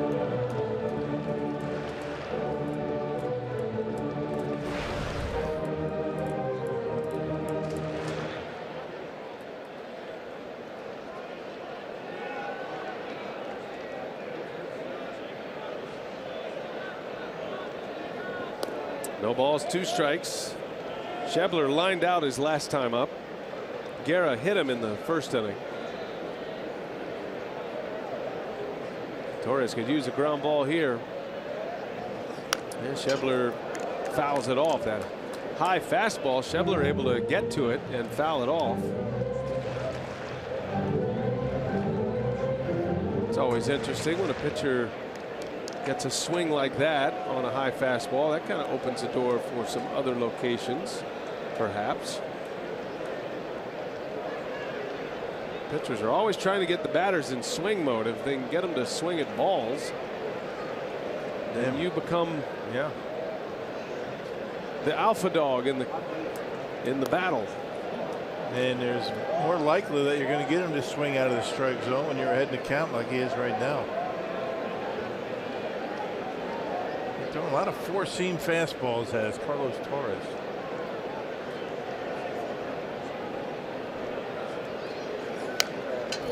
Put that one by him as well. That's his best fastball yet at 95.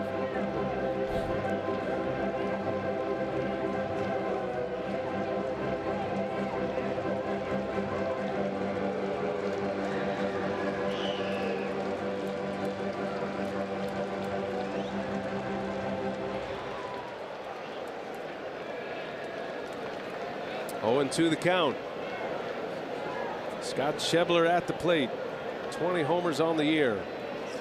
And a little jam shot. That's going to fall. Base hit. Santana comes in. Runners will advance 1 base. And the Reds have them loaded up now with nobody out. This is not looking pretty here for the Brewers. Now Torres is able to get in on his hands, but Schebler able to fight it off into right field. And nobody could score on that. Duvall not able to score because wasn't sure he was going to get into the outfield. Not a bad pitch, but Schebler able to fight it off. Schebler's first hit of the night. And now Devin Mesoraco lines one to left. Braun is over and he'll make the catch. Runners tag. And scoring on the play is Duvall. It is now 8-5 Cincinnati. It's been a 3-run inning. That's the first out of the inning. A sacrifice fly.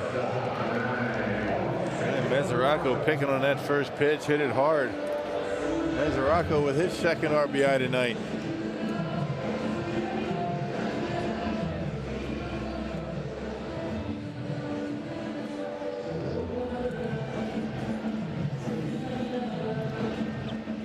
Jose Peraza now for the Reds. 8th place hitter. Got the pitcher due up next. So there is a way out of this inning with no further damage for Torres, but you got to handle this hitter here. Reds without one of their big bats. Zach Cozart, who is the leader in the All-Star voting at the shortstop position. Just ahead of Corey Seager of the Dodgers, last year's Rookie of the Year. You got Juice Horn throwing, so you might not see Adelman bat in a certain scenario. I guarantee you Brian Price is not feeling all that comfortable with a 3-run lead. Although Edelman has put up 2 consecutive scoreless innings. And his bullpen has been very good. I mean, best part of their pitching staff by far. Maybe he'll go into that bullpen. We'll see. 2 on, 1 out. 1-2 now. News out of baseball that the Tampa Bay Rays have made the signing official of their top pick, Brendan McKay, who gets $7 million plus to sign. That matters to the Reds because they've got the number 2 pick and Hunter Green. Into center field, a base hit. Coming in Broxton, they'll hold the runner at third. And now the bases are loaded with 1 out, and Brian Price is going to pull the pitcher back. He's going to pinch hit for him here in this 5th inning. Yeah, looking for a monster inning. And to get his bullpen in the game with a lead. Tucker Barnhart will bat. Interesting with the Reds, they have a 4-man bench and 2 of them are catchers. Tucker Barnhart did a lot of playing when Mesorac was on the disabled list for a year plus. They also have Turner, a catcher, so they're pretty limited on their bench. Close the book on Adelman. He goes 5 innings. Gives up the 3 home runs, but he's in line for a win right now. Big swing by Barnhart. Wow. He's coming off the bench with a monster hack.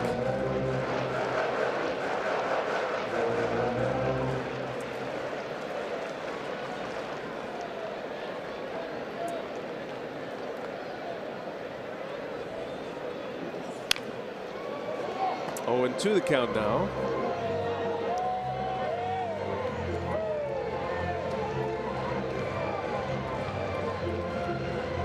Three runs in. The Reds got 4 in the first. Brewers were able to come back and take the lead 5-4. Reds got a tying home run by Suarez in the third, and now 3 in, including Votto's 2-run home run. 8-5. Broken bat. Broxton coming in fast, and he'll make the catch. No tag, and Torres survives 1 batter with a fly ball out. Now 2 men are out, and 1 more piece to the puzzle to try to wrestle his way out of this mess. Nothing's really been hit all that hard off of Torres. Another pitch, 95 in on his hands. It jammed him and got an easy out into center field. All 3 runners hold their ground. Bases loaded for Billy Hamilton now, the 9th batter of the inning. The Reds brought 8 men to the plate in the first, and now batting around here in the 5th. Hamilton is 2 out of 3.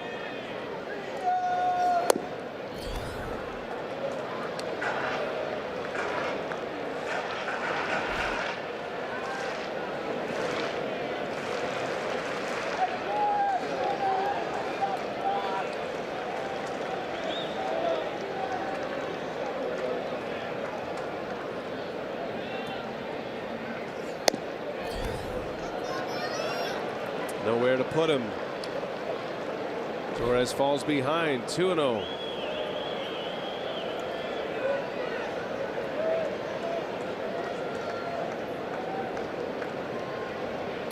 You never know when the moment of the game will come about. This feels like one right now. There's a strike. Needed that one. Caught it right on the outside corner. 2-1 now.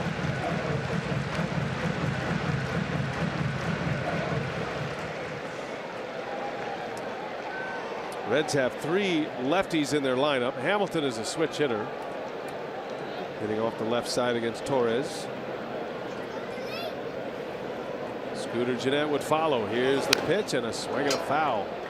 2-2 on Hamilton. Torres really trying to bust these Reds hitters inside. Working a lot on the inner half of the plate, inside corner. They have been able to muscle a couple into the outfield, some jam shots.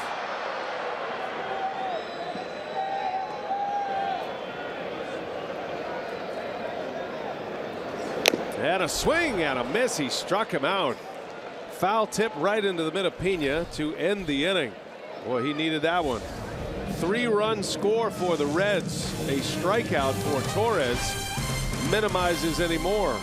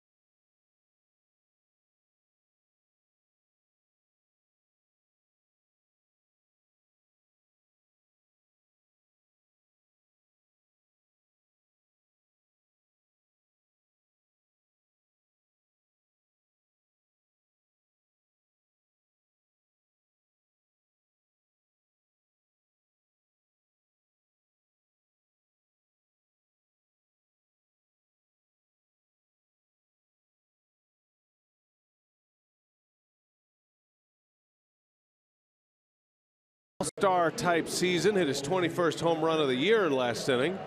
A 2-run poke. Reds now lead 8-5 after a 3-run inning. Don't forget, All-Star game heading to South Beach. Baseball's biggest stars take the field July 11th. It's only on Fox. It'll be a fun All-Star game from Miami. The latest voting results in the National League. They see Zach Cozart of the Cincinnati Reds, currently on the DL, but expected back shortly. He's the leading vote getter. That's a good group of players. You got 3 Washington Nationals on the right side, Harper, Murphy, and Zimmerman. And in the American League, the top vote getter is the terrific rookie from the Yankees, Aaron Judge. All-Star voting ends Thursday. See Jose Altuve not far behind. Well, he's turned himself into a good player, hasn't he? No question. Oh, goodness. Hits leader. Astros, one of the best teams in the big leagues. Houston has a 12.5 game lead in their division in the American League Central, American League West, I should say. Manny Pena flies to right, and that'll be the first out of the inning. Cincinnati with a new pitcher on the mound, Drew Storen. Yeah, pitched on Friday at Washington, a third of an inning. He got retired, the only batter that he faced. Yeah, good numbers for Storen. The 33rd appearance for him, and a 261 earned run average, a 222 opponent batting average. The Reds bullpen has done pretty well this year. They've not been bad. And relievers at a 4.13 clip, the earned run average. as opposed to the starters, 621.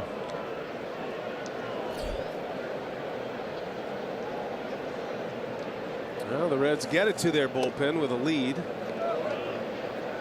Brewers erased a 4-run deficit earlier. Down 3 as we play in the 6th inning in Cincinnati. Keon Broxton batting for the 3rd time. He's hitless. Storen is a former closer, Washington Nationals closer at one point.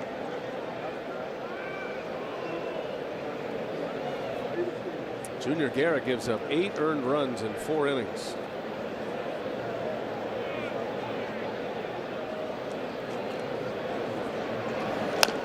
Broxton, little tapper.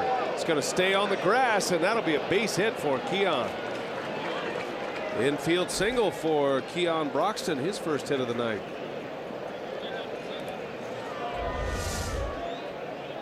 Yep, just trying to put the ball in play. Good slider from Storen, and Broxton with his good speed. That ball stays on the grass. It's going to be a base hit.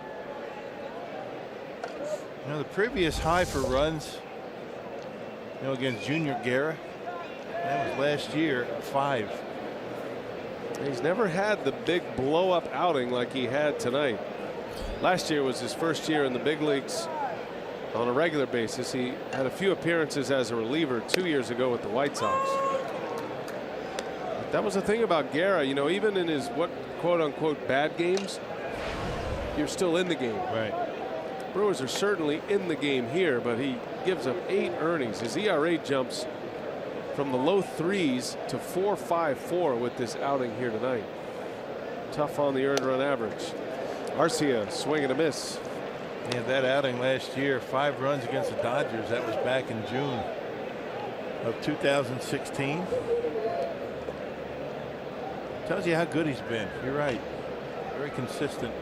Guerra had only given up 13 earned runs in 7 starts before giving up 8 earnings here tonight in 4 innings. There goes Broxton, and the throw to second base is late. Keon steals it easily. Picked the right pitch to run on as well. And the 14th stolen base for Keon Broxton.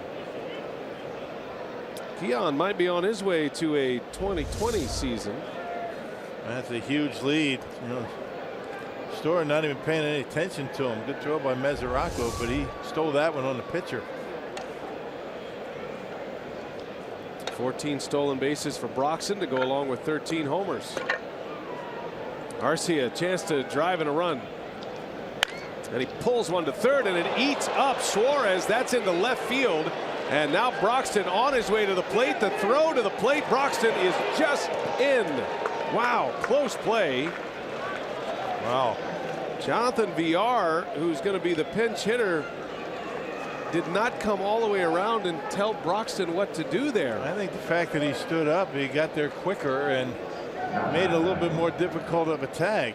I'll tell you what, that was a good throw out there from Adam Duvall. I didn't think he was even going to throw it with a 3-run lead.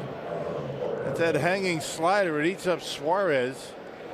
And you would figure Keon Broxton at second base, he's going to score easily. Now check out this throw, right on the money and very close. I think standing up is why he was able to get in there so easily.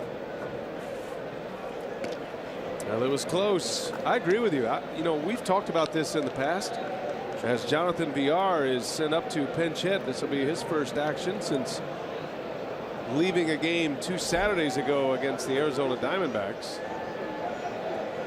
Had back spasms in that game, and he's been on the comeback trail since. But we had a chat with Ryan Braun in spring training about what's faster now that catchers can't block the plate or don't block the plate.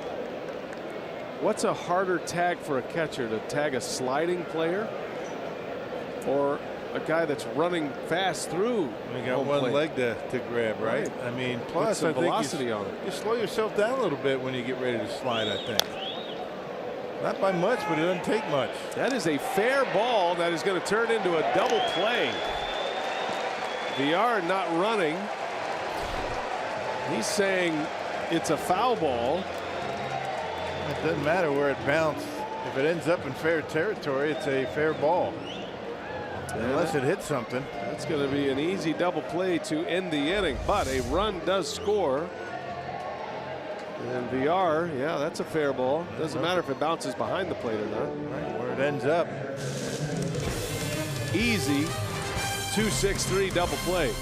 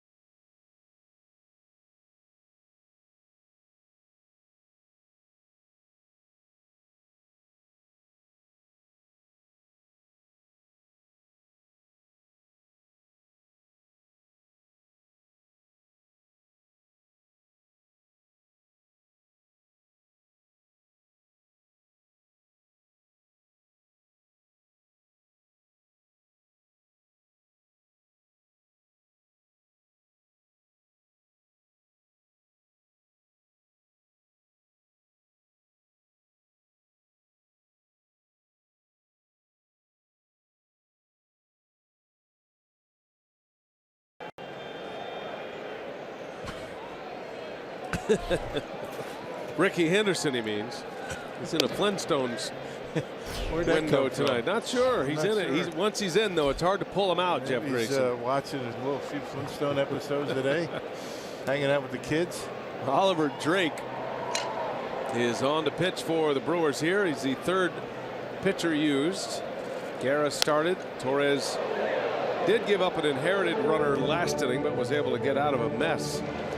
And now the Brewers have added a run to their total on the RBI single by Arcia. 8-6 is our score on a wild offensive night here in Cincinnati. Scooter Gennett, Joey Votto, and then Adam Duvall. First three up for the Reds. Yeah, Oliver Drake had a scoreless inning on Saturday against the Braves. He struck out the side, gave up a hit, struck out the side, so he's been throwing the baseball much better. He had a stretch about a couple of outings where he was getting hit pretty hard, but he's worked himself out of that. 1-2 the count, and Gennett right to Shaw, the only infielder on that side. And there's out number one for Drake. Hey, tonight's Tavern of the Game winner, Laurie's Coach Tavern in Ogama. If they call the Brewers by 8 o'clock tomorrow morning, they will receive 40 tickets to a Friday night game in the Miller Lite Beer Pen. This offer courtesy of the Tavern League of Wisconsin and Miller Lite. Ogama, Wisconsin. I got to look that one up. That's a new one. Get back to me on that. Got to fill in the board here. Drake facing Joey Votto. Two-run home run for Votto last inning. Broke the 5-5 tie. And a 3-run inning for the Reds. The other RBI for Mesoraco. Reds have 8 runs on 10 hits. Votto takes a strike. That splitter. Did you see what Joey Votto just did? Joey Votto has his unique way of letting an umpire know he's missed a call, even though it didn't look like he missed it by much. I've seen him do this a few times. Although it looked like a pretty good pitch. No, yeah, it was in the. tracks. It looks like it was in the strike zone, but he didn't think so, and so he doesn't say anything. He crosses the plate like he did in that case and touches the bat on the ground where he thinks the ball was. Look at him choke up. So Ogama is northwest of Merrill. Oh, really? Northwest of Wausau. You know, the Timms Hill's not far from there. I see. The highest point in Wisconsin. Okay. Now, I didn't come up with that. I was told that from our producer in the truck. You guys have great focus. Making sure you put the bow on it all. And if it's inaccurate, I'm not going to take the fall for it. Right. The wheels on the bus go round and round. Right, Dan Keener? Yep, backing people up, backing over people. 2-2. Drake working on Joey Votto. And a fastball is dumped into left field foul.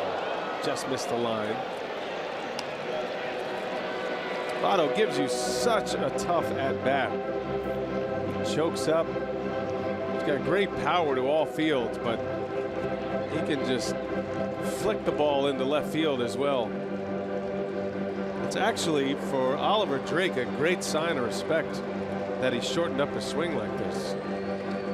If he feels pretty good about the timing, the rhythm of the pitcher, he won't do that. He'll let it loose. And nobody chokes up more than Joey Votto. Particularly with 2 strikes. Stands right on top of home plate. 2-2. Drake another one. And he put it right on the inside corner. And a called strike 3. He's going to tap the bat. I don't even know if he said anything to Manny Gonzalez or if he just stared at him. Right on the inside corner. That's a perfect pitch. He threw some pretty good pitches to Votto.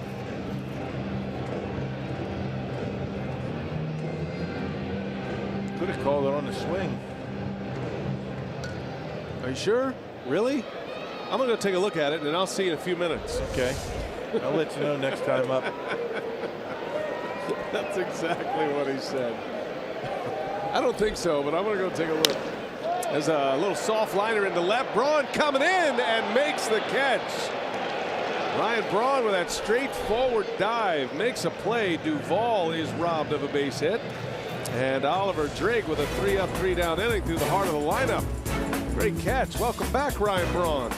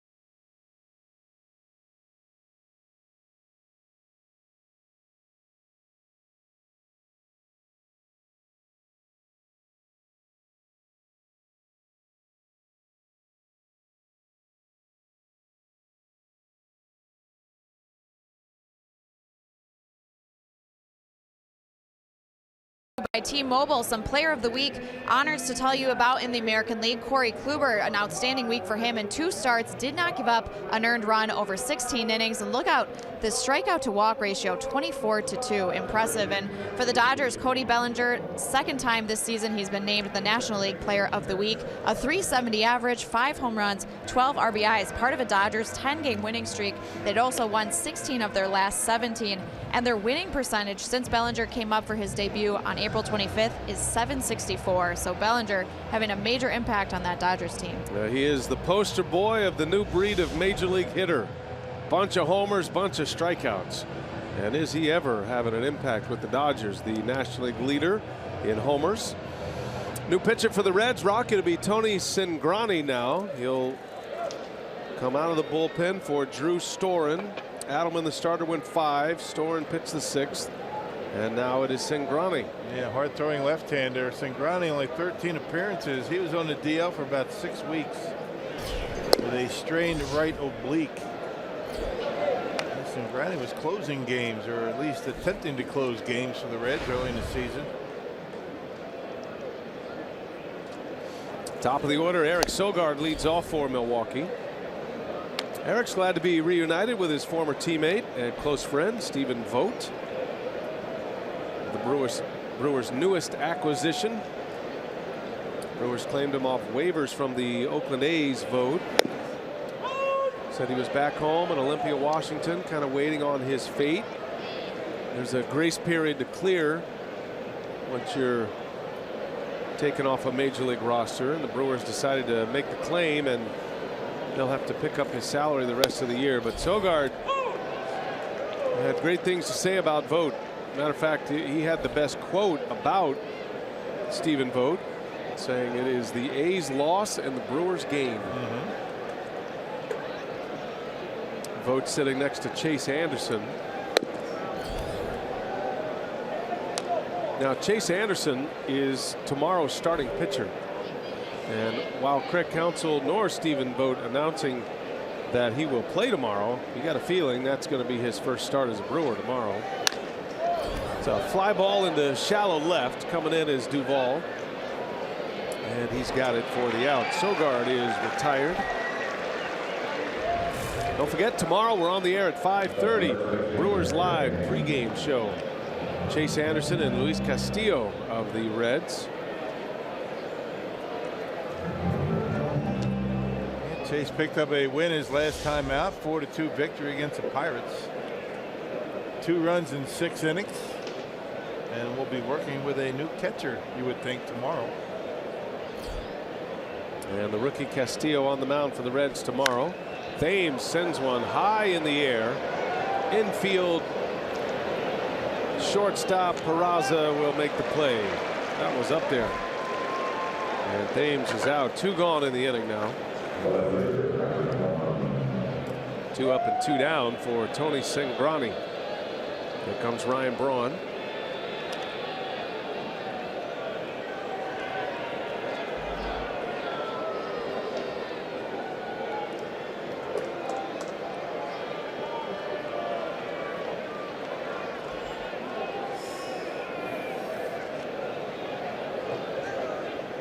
Braun has doubled tonight. He doubled and scored in the 3rd. And he hits a shot up the middle. Backhanded by Jeanette. Throw to first in time. He got him. Terrific play by Scooter Jeanette. Takes a hit away from Ryan Braun, and it's a 3-up, 3-down inning for Cingrani. Boy, he's swinging the bat. He's playing good defense. He's been a great find for the Reds.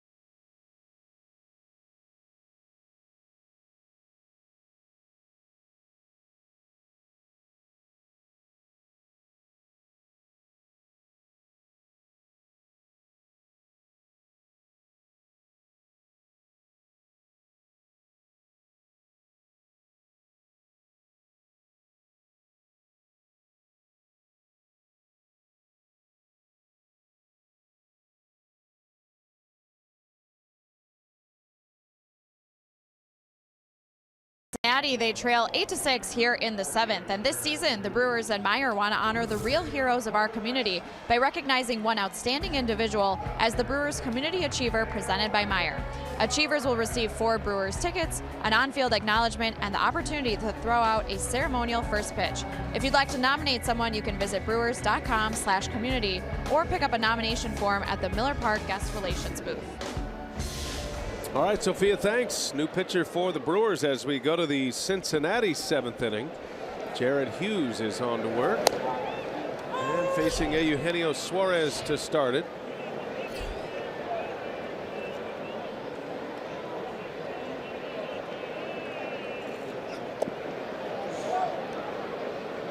Jared Hughes, the sinker ball specialist.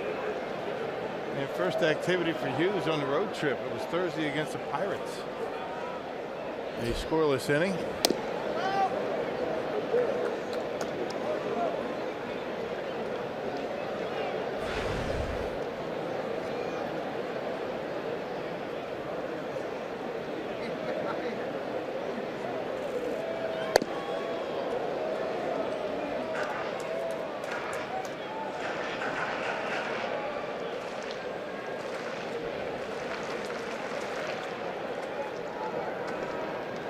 Hitter's count for Suarez. Had an opposite field home run earlier today, and there's a strike from Hughes.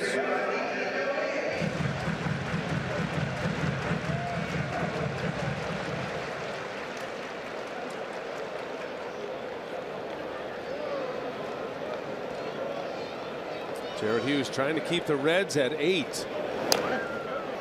Feels like a hitter-friendly night. And it certainly feels like the Brewers have enough punch to climb back again. They were down 4-0 in the first inning. Eventually took the lead 5-4 after a 3-run home run by Shaw in the 3rd. There's a swing and a miss. Good comeback by Hughes. Comes back to strike out Suarez. That good two-seam fastball got Suarez over the top of it. Had some nasty movement on it, and Suarez pulled his head, swung at a pitch out of the zone.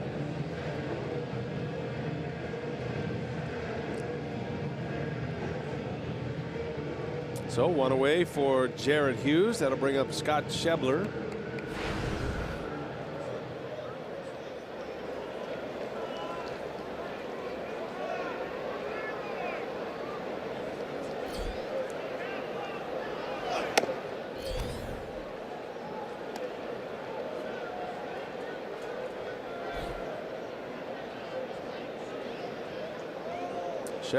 Schebler, most of his starts this year in right field. He's also a guy who can play center field if need be. Does have 4 starts in center. Tell you what, you get a guy who can hit 20 home runs at this point of the year and can also play center field. Yeah, that's rare. That's a valuable piece. Traded Jay Bruce to make way for Scott Schebler. By the way, Jay Bruce is sitting on 20 home runs for the New York Mets. He's having a great season.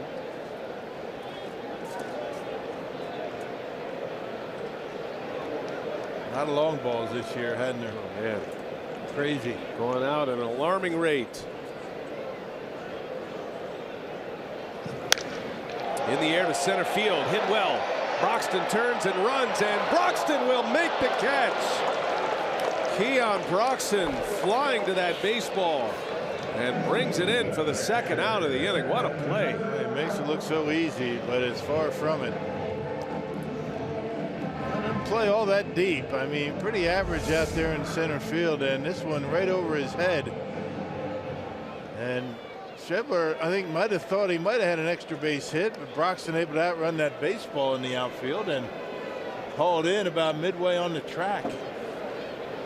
Well, it's fun to watch these 2 center fielders go to work. 2 of the fastest guys in the big leagues, Hamilton and Broxton.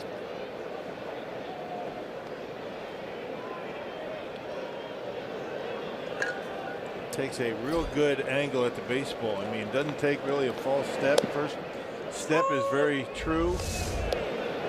And watch the way he goes back. His baseball right over his head. Puts his head down for a second, picks it up again, and able to haul it in. Picture perfect. Perfect angle. As Rocco is swinging a miss. And a ball and 2 strikes on the Cincinnati catcher. This line drives over the head of the outfielder, right over the head. Sometimes can be the toughest to judge. Seen some good defensive plays in this one. That didn't look like it missed by much.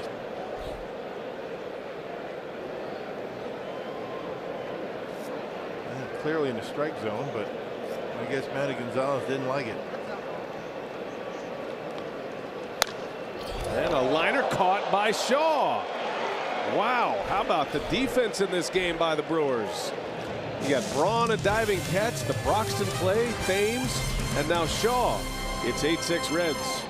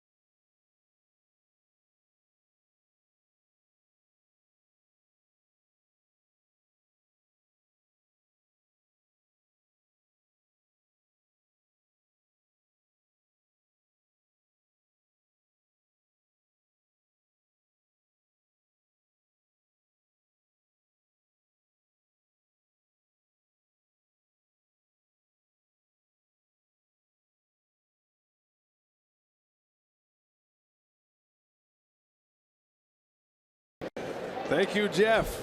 Jeff is on fire tonight. Yeah, congratulations to DJ Wilson and his selection by the Bucks. Travis Shaw leads off. Got to see a lot of him at Michigan. College basketball. He's a good one. I like him a lot. Shaw, with the Brewers down 2 runs, leads off. Hit a 3-run home run earlier tonight. Jeff Shaw, Travis's dad, had a couple of seasons with the Cincinnati Reds. One of them, the 1997 season, 20 years ago, he led the National League in saves. 42 saves as a member of the Reds in '97, and it was on this date 20 years ago he got save number 14 on the road against a former major league team known as the Montreal Expos. All right. Ah, the Expos. Wonder if they're coming back. You ever been to Montreal? I never have. What a great town. I missed them. Love it. There's a big movement to get Montreal back in the major leagues. Unlikely expansion is coming, so somebody would have to move there. Shaw takes a ball low.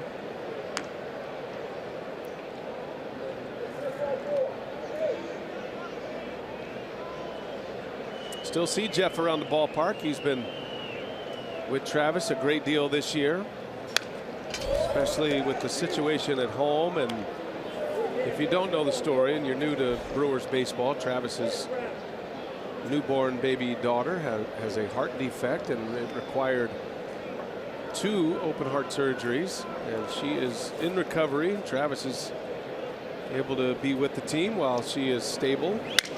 There's a broken bat and a 1-hopper out to Jeanette for the first out.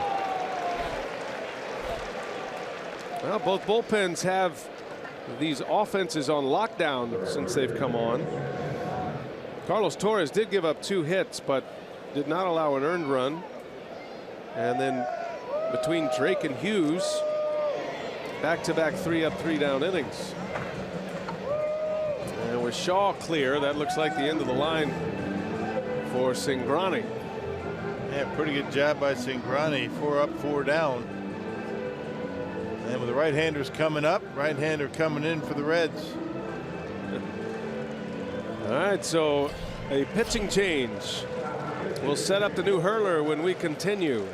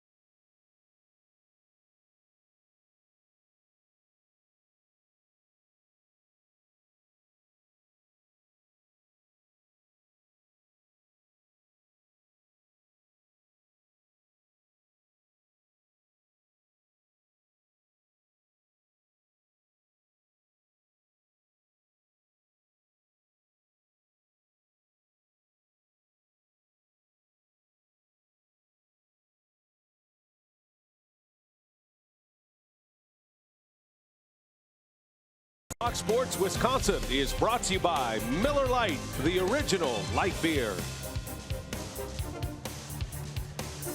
The Belle of Cincinnati churning along the Ohio River. When are you going to arrange something like that for the crew, Rock? That's right up your alley. You know what? I have been on that boat. It was a couple of years ago, 4th of July. We didn't do TV. Thanks for the invite. You were gone. You weren't here. Michael Lorenzen is on the pitch. That was one of your many, periods where you didn't work. It's amazing how you turn that around so fast. It was myself, Brian Michalogic, and Sophia. Well, if Brian Michalogic was with you, then that made it really important. Right. Well, he very rarely hangs out with us, but they had a good time. Michael Lorenzen takes over. The bodybuilder of pitchers on the mound for Cincinnati. Aren't many pitchers built like this guy. Brewers have one of them, Jacob Barnes. Yeah. And Lorenzen pitched in yesterday's ball game, that game in St. Louis. A scoreless inning. Santana at the plate with 1 away. Cingrani with 4 outs goes an inning and a third. Brewers need a base runner. Reds bullpen, especially the back end of their bullpen, is tough to handle. Marcell Iglesias closing games. You got Lorenzen setting up. So a hitterish kind of night has settled down with great bullpen pitching, and now Lorenzen strikes out Santana for out number 2. Well, the Brewers have hit 3 homers tonight. Manny Pena was the first to go deep. That was a 1-out home run in the second inning, made it 4-1. And then in that same inning, 2 batters later, Orlando Arcia to center field. That made it 4-2. Travis Shaw broke the deficit with a 3-run bomb the next inning, the third. And at the time, the Brewers had a 5-4 lead. Reds tied it in the third, went ahead in the fifth. Cincinnati's hit 4 home runs tonight.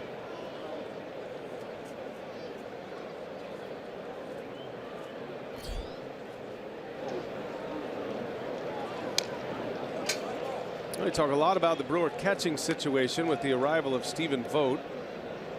Manny Pena and Jet Bandy formed a very good combo. Bandy falling on extremely difficult times at the plate lately, and he's back in AAA trying to get that swing worked out. Meanwhile, Stephen Vogt, who's been an all-star the last 2 years in the American League, will take over. Bouncing ball to short, in and out of the glove of Peraza. That's a big move play right there. Now the tying run comes up. And Keon Broxton. It'll be an infield hit for Manny Pena. Yeah, backhand effort by Peraza, just couldn't get it off the heel of the glove, and that's a big base hit for the Brewers. And you got Broxton up there, a home run hitter representing the tying run here in the 8th.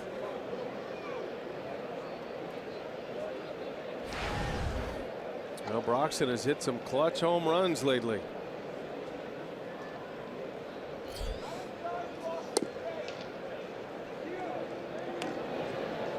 Keon has made a terrific catch in center field tonight. Brewers have a nice reel of defensive gems in this game. Broxton reached on an infield hit in the 6th inning and then scored a run. Had an infield hit, a stolen base, and scored on the single by Arcia, who's due up next.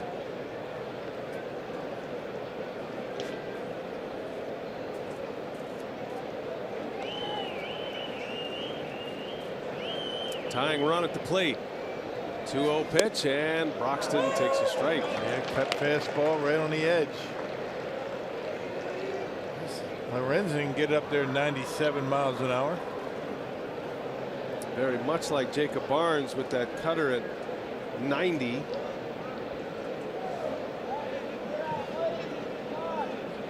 Two balls and a strike. And he misses badly with it.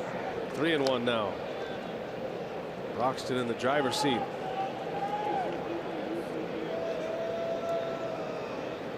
Lorenzen's been struggling lately. Got off to a great start, but his last 5 games, he's given up 5 earnings. Big swing. That was the one. That wasn't a bad pitch. And fastball 97 in on his hands. You could see Mesoraco and didn't have to move the glove. Big velocity with some movement on it. Yeah, right. 97 with the fastball. Yeah, Mesoraco wants another one. Broxton looking for a mistake. Runner goes, and Broxton pulls it foul.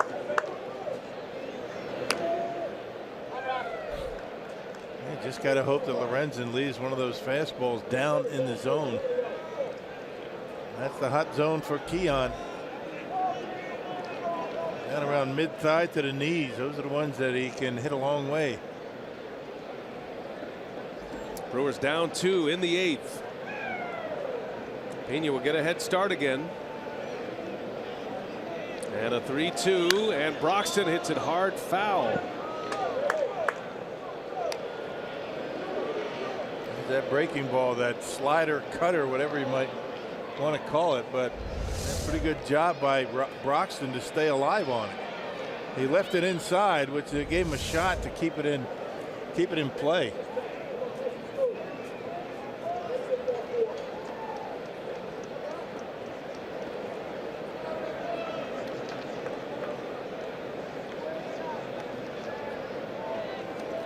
It'll be a 3rd win sprint for Manny Pena. Full count. See what he has in mind here. Lorenzen back inside they go, and he missed with a fastball. Keon Broxton, a terrific at bat, draws the walk, able to lay off a 98-mile-an-hour fastball. And it's 1st and 2nd now. The tying run is on in the speedy Broxton. And here comes Orlando Arcia, who has 2 hits and 2 RBIs in this game. including his 7th homer of the year. And he has been all over the first pitch. You wonder if Lorenzen is going to throw him a bit of a wrinkle. Beg your pardon, his 6th homer of the year came back in the 2nd inning.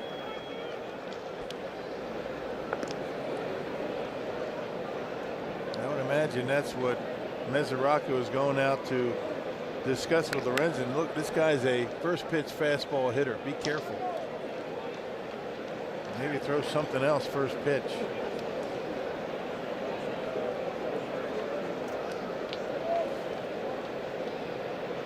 Well, Arcia, a confident bat tonight. Couple of hits. And he does start him with a fastball, but he misses down and away. And Arcia takes ball 1. Stephen Vogt might be making his Brewers debut here shortly. Well, what a moment to make your debut with a ball club. The advantage of having a left-hander on your bench. Arcia trying to get on. And a shot right back up the middle. Jeanette gloves it and has no play. And the bases are going to be loaded. I think if Jeanette, I think he had time, but he might not have had an angle to throw with. You don't know. I mean, he was right there. I'm sure, you know, Broxton looked like he might have been right in his path. You know, to throw the baseball. Let's check it out. It goes up the middle. He gets jammed. Now watch Keon as he gets to second base. I think he's right in the line of first base. And that's why Jeanette held on to it. Well, that's a break for the Brewers. That would have been a close play. That was a shot off the bat of Arcia. And it hits Lorenzen. Brian Price is on his way out there. This is a health or injury visit to the mound. Yeah, I think it might have caught him on the bare hand. Yeah, you're right, Rock. Right in the line. Broxton, as you could see. And he's standing up, which made it impossible for Jeanette.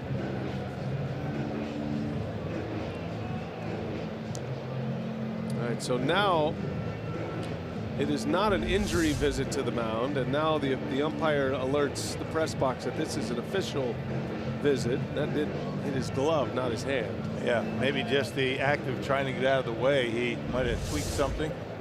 Who knows? 3-hit game for Orlando Arcia. Bases are loaded now. The Brewers have the tying run at second, and here comes Stephen Vogt, makes his Milwaukee debut in the 8th inning with 2 outs and the bases loaded.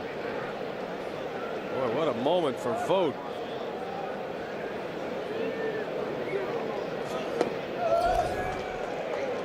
Always nice to have a veteran guy coming off your bench. One of those been there, done that scenarios. You know, he's going to be nice and relaxed in that batter's box. Designated for assignment by the A's on Thursday. Here he is on Tuesday, back at it. He was home in Olympia, Washington for a few days, waiting on a phone call. Hit 4 home runs with the A's this year in 54 games. Was having a down year at the plate. Up in a big spot. Brewers down 2. Tying run at second. And Vogt sends one in the air. That's playable into shallow right.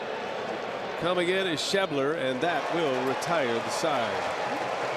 Lorenzen gets out of it. And the Brewers strand the bases loaded.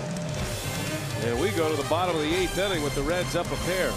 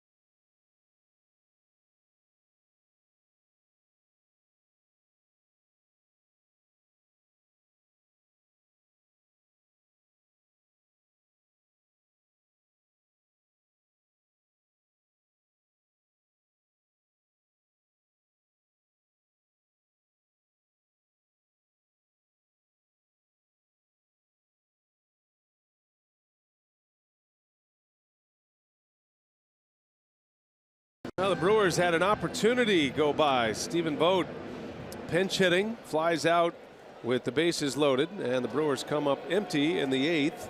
And now Brent Suter is on to pitch the bottom of the 8th inning.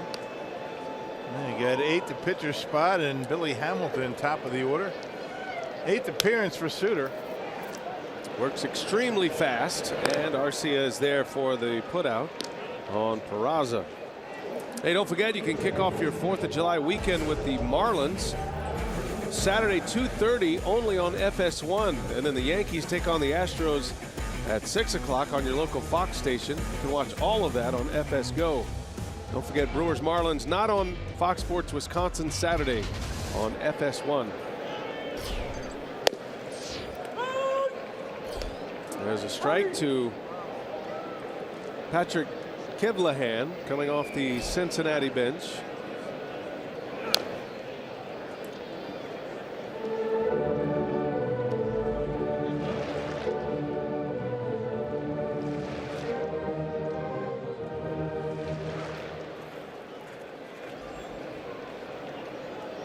The 0-2 pitch is down and away. Suter has been on that up and down train from Colorado Springs to Milwaukee this year. Little tapper, Suter, and they're going to let it roll. That's smart play by both of those guys. That'll roll foul. Suter and Pena backed away from it like it was a grenade. Yeah, away from it, let it roll foul. Yeah, this is the 5th different time that Brent Suter has been with the Brewers. A little spin on it and rolls foul.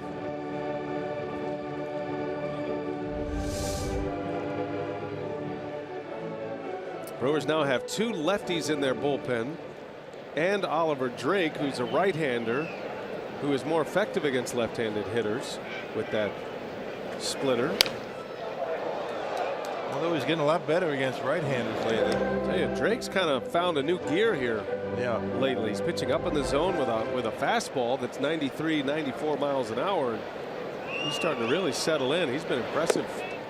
Had a 3-up, 3-down inning tonight. Well, he's relying more on the fastball, than he was early on in the season.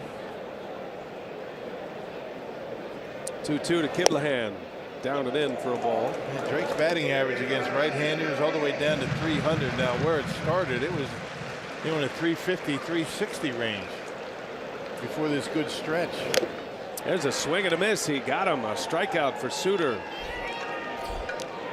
2 up and 2 down in the 8th inning. Yep, high fastball, even at 85 miles an hour, is going to be an effective pitch. Back to the top of the order, and the switch hitter Billy Hamilton turn around and hit right-handed against Suter.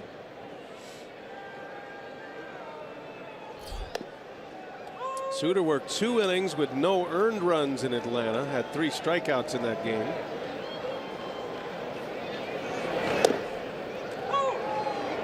He is baseball's version of the fast break. Hamilton was not ready for that second pitch, and now he's going to take a little time. Yeah, you better be ready when Suter's out there in the mound. He is ready and ready to go. 0-2 pitch, he fouls it back. Hitters get really anxious, and you'll see them ask for time while they're digging in, because if you don't get that hand by the umpire to hold up, let him get settled, Suter's on you. That's all part of his game. That's what makes him effective. Yeah, the umpire's supposed to let the hitter get ready. I mean, you just can't when he walks in the batter's box start throwing the baseball. Umpire's got to slow you down until a hitter is ready for a pitch. Of course, with Suter, as soon as he's ready to go. He doesn't mess around too much. All plays to his stuff. Doesn't have that overpowering fastball. Yep, you see that point by Manny Gonzalez. That means we're good to go, and he ties him up. That's a swing, and it is a strikeout. Boy, the bullpen for the Brewers, very impressive tonight, retiring the last 11 batters. But the Brewers are down 2. A strikeout from Suter sends us to the 9th. 8-6 Cincinnati.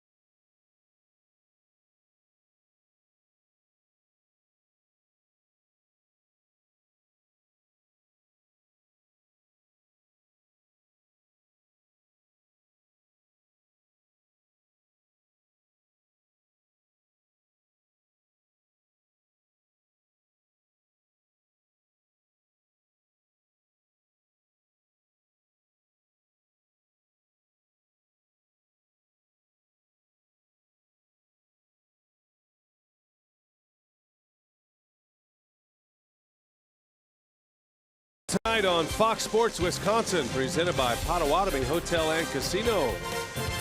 Coming down to the end here, the Brewers are down 2. Both bullpens have settled this game down significantly. And the Reds are going to bring on their closer now, Raisel Iglesias. He's a good one. Young thrower, hard thrower. He's on for the 9th with a 2-run lead to work with. Rockies only blown 1 save this year. Yeah, no kidding. Look at the strikeouts. 45 punch-outs, 36 in the 3rd innings. And, you know, the opponent batting average, a paltry 153. This guy has got all the pitches. He's got an interesting arm angle. He's got a very good breaking pitch, a slider, in game number 32. Signed a multi-year deal out of Cuba. A 7-year contract, which he is in the middle of now. He will face the top of the Brewers order. Eric Sogard leads off. Brewers had the bases loaded last inning with 2 outs. And Craig Counsell played the hunch. He went with the newcomer, Stephen Vogt, who flew out to right to end the inning. Yeah, go with Stephen Vogt, the left-hander, and, you know, Jesus Aguilar has been his best pinch hitter all season. And went with the lefty. Sogard takes a strike.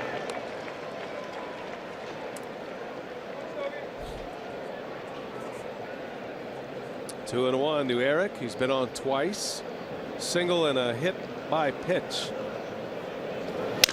Broken bat, and Votto is there. He'll take it himself. 1 away in the 9th.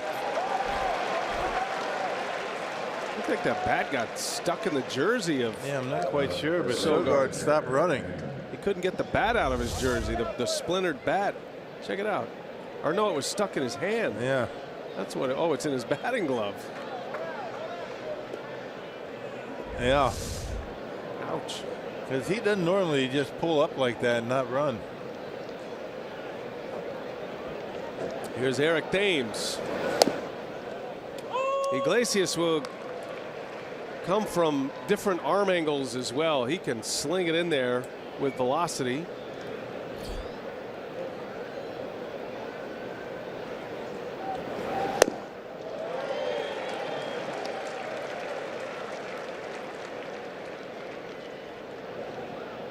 A lot of discussion about whether Iglesias was going to be better served for the Reds as a starter or a reliever.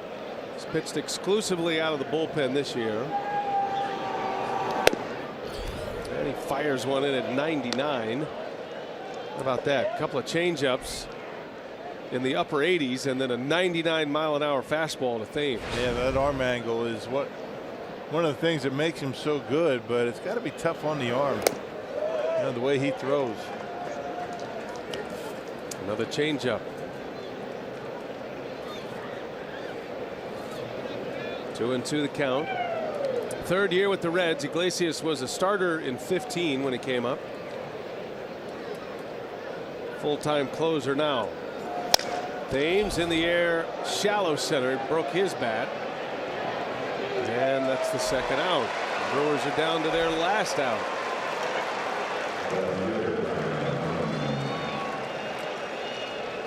Eric Thames 0 for 4 tonight with a walk. Here comes Ryan Braun. Well, he'd love to give Travis Shaw a swing here in this 9th inning. Braun would have to reach, which would bring the tying run to the plate.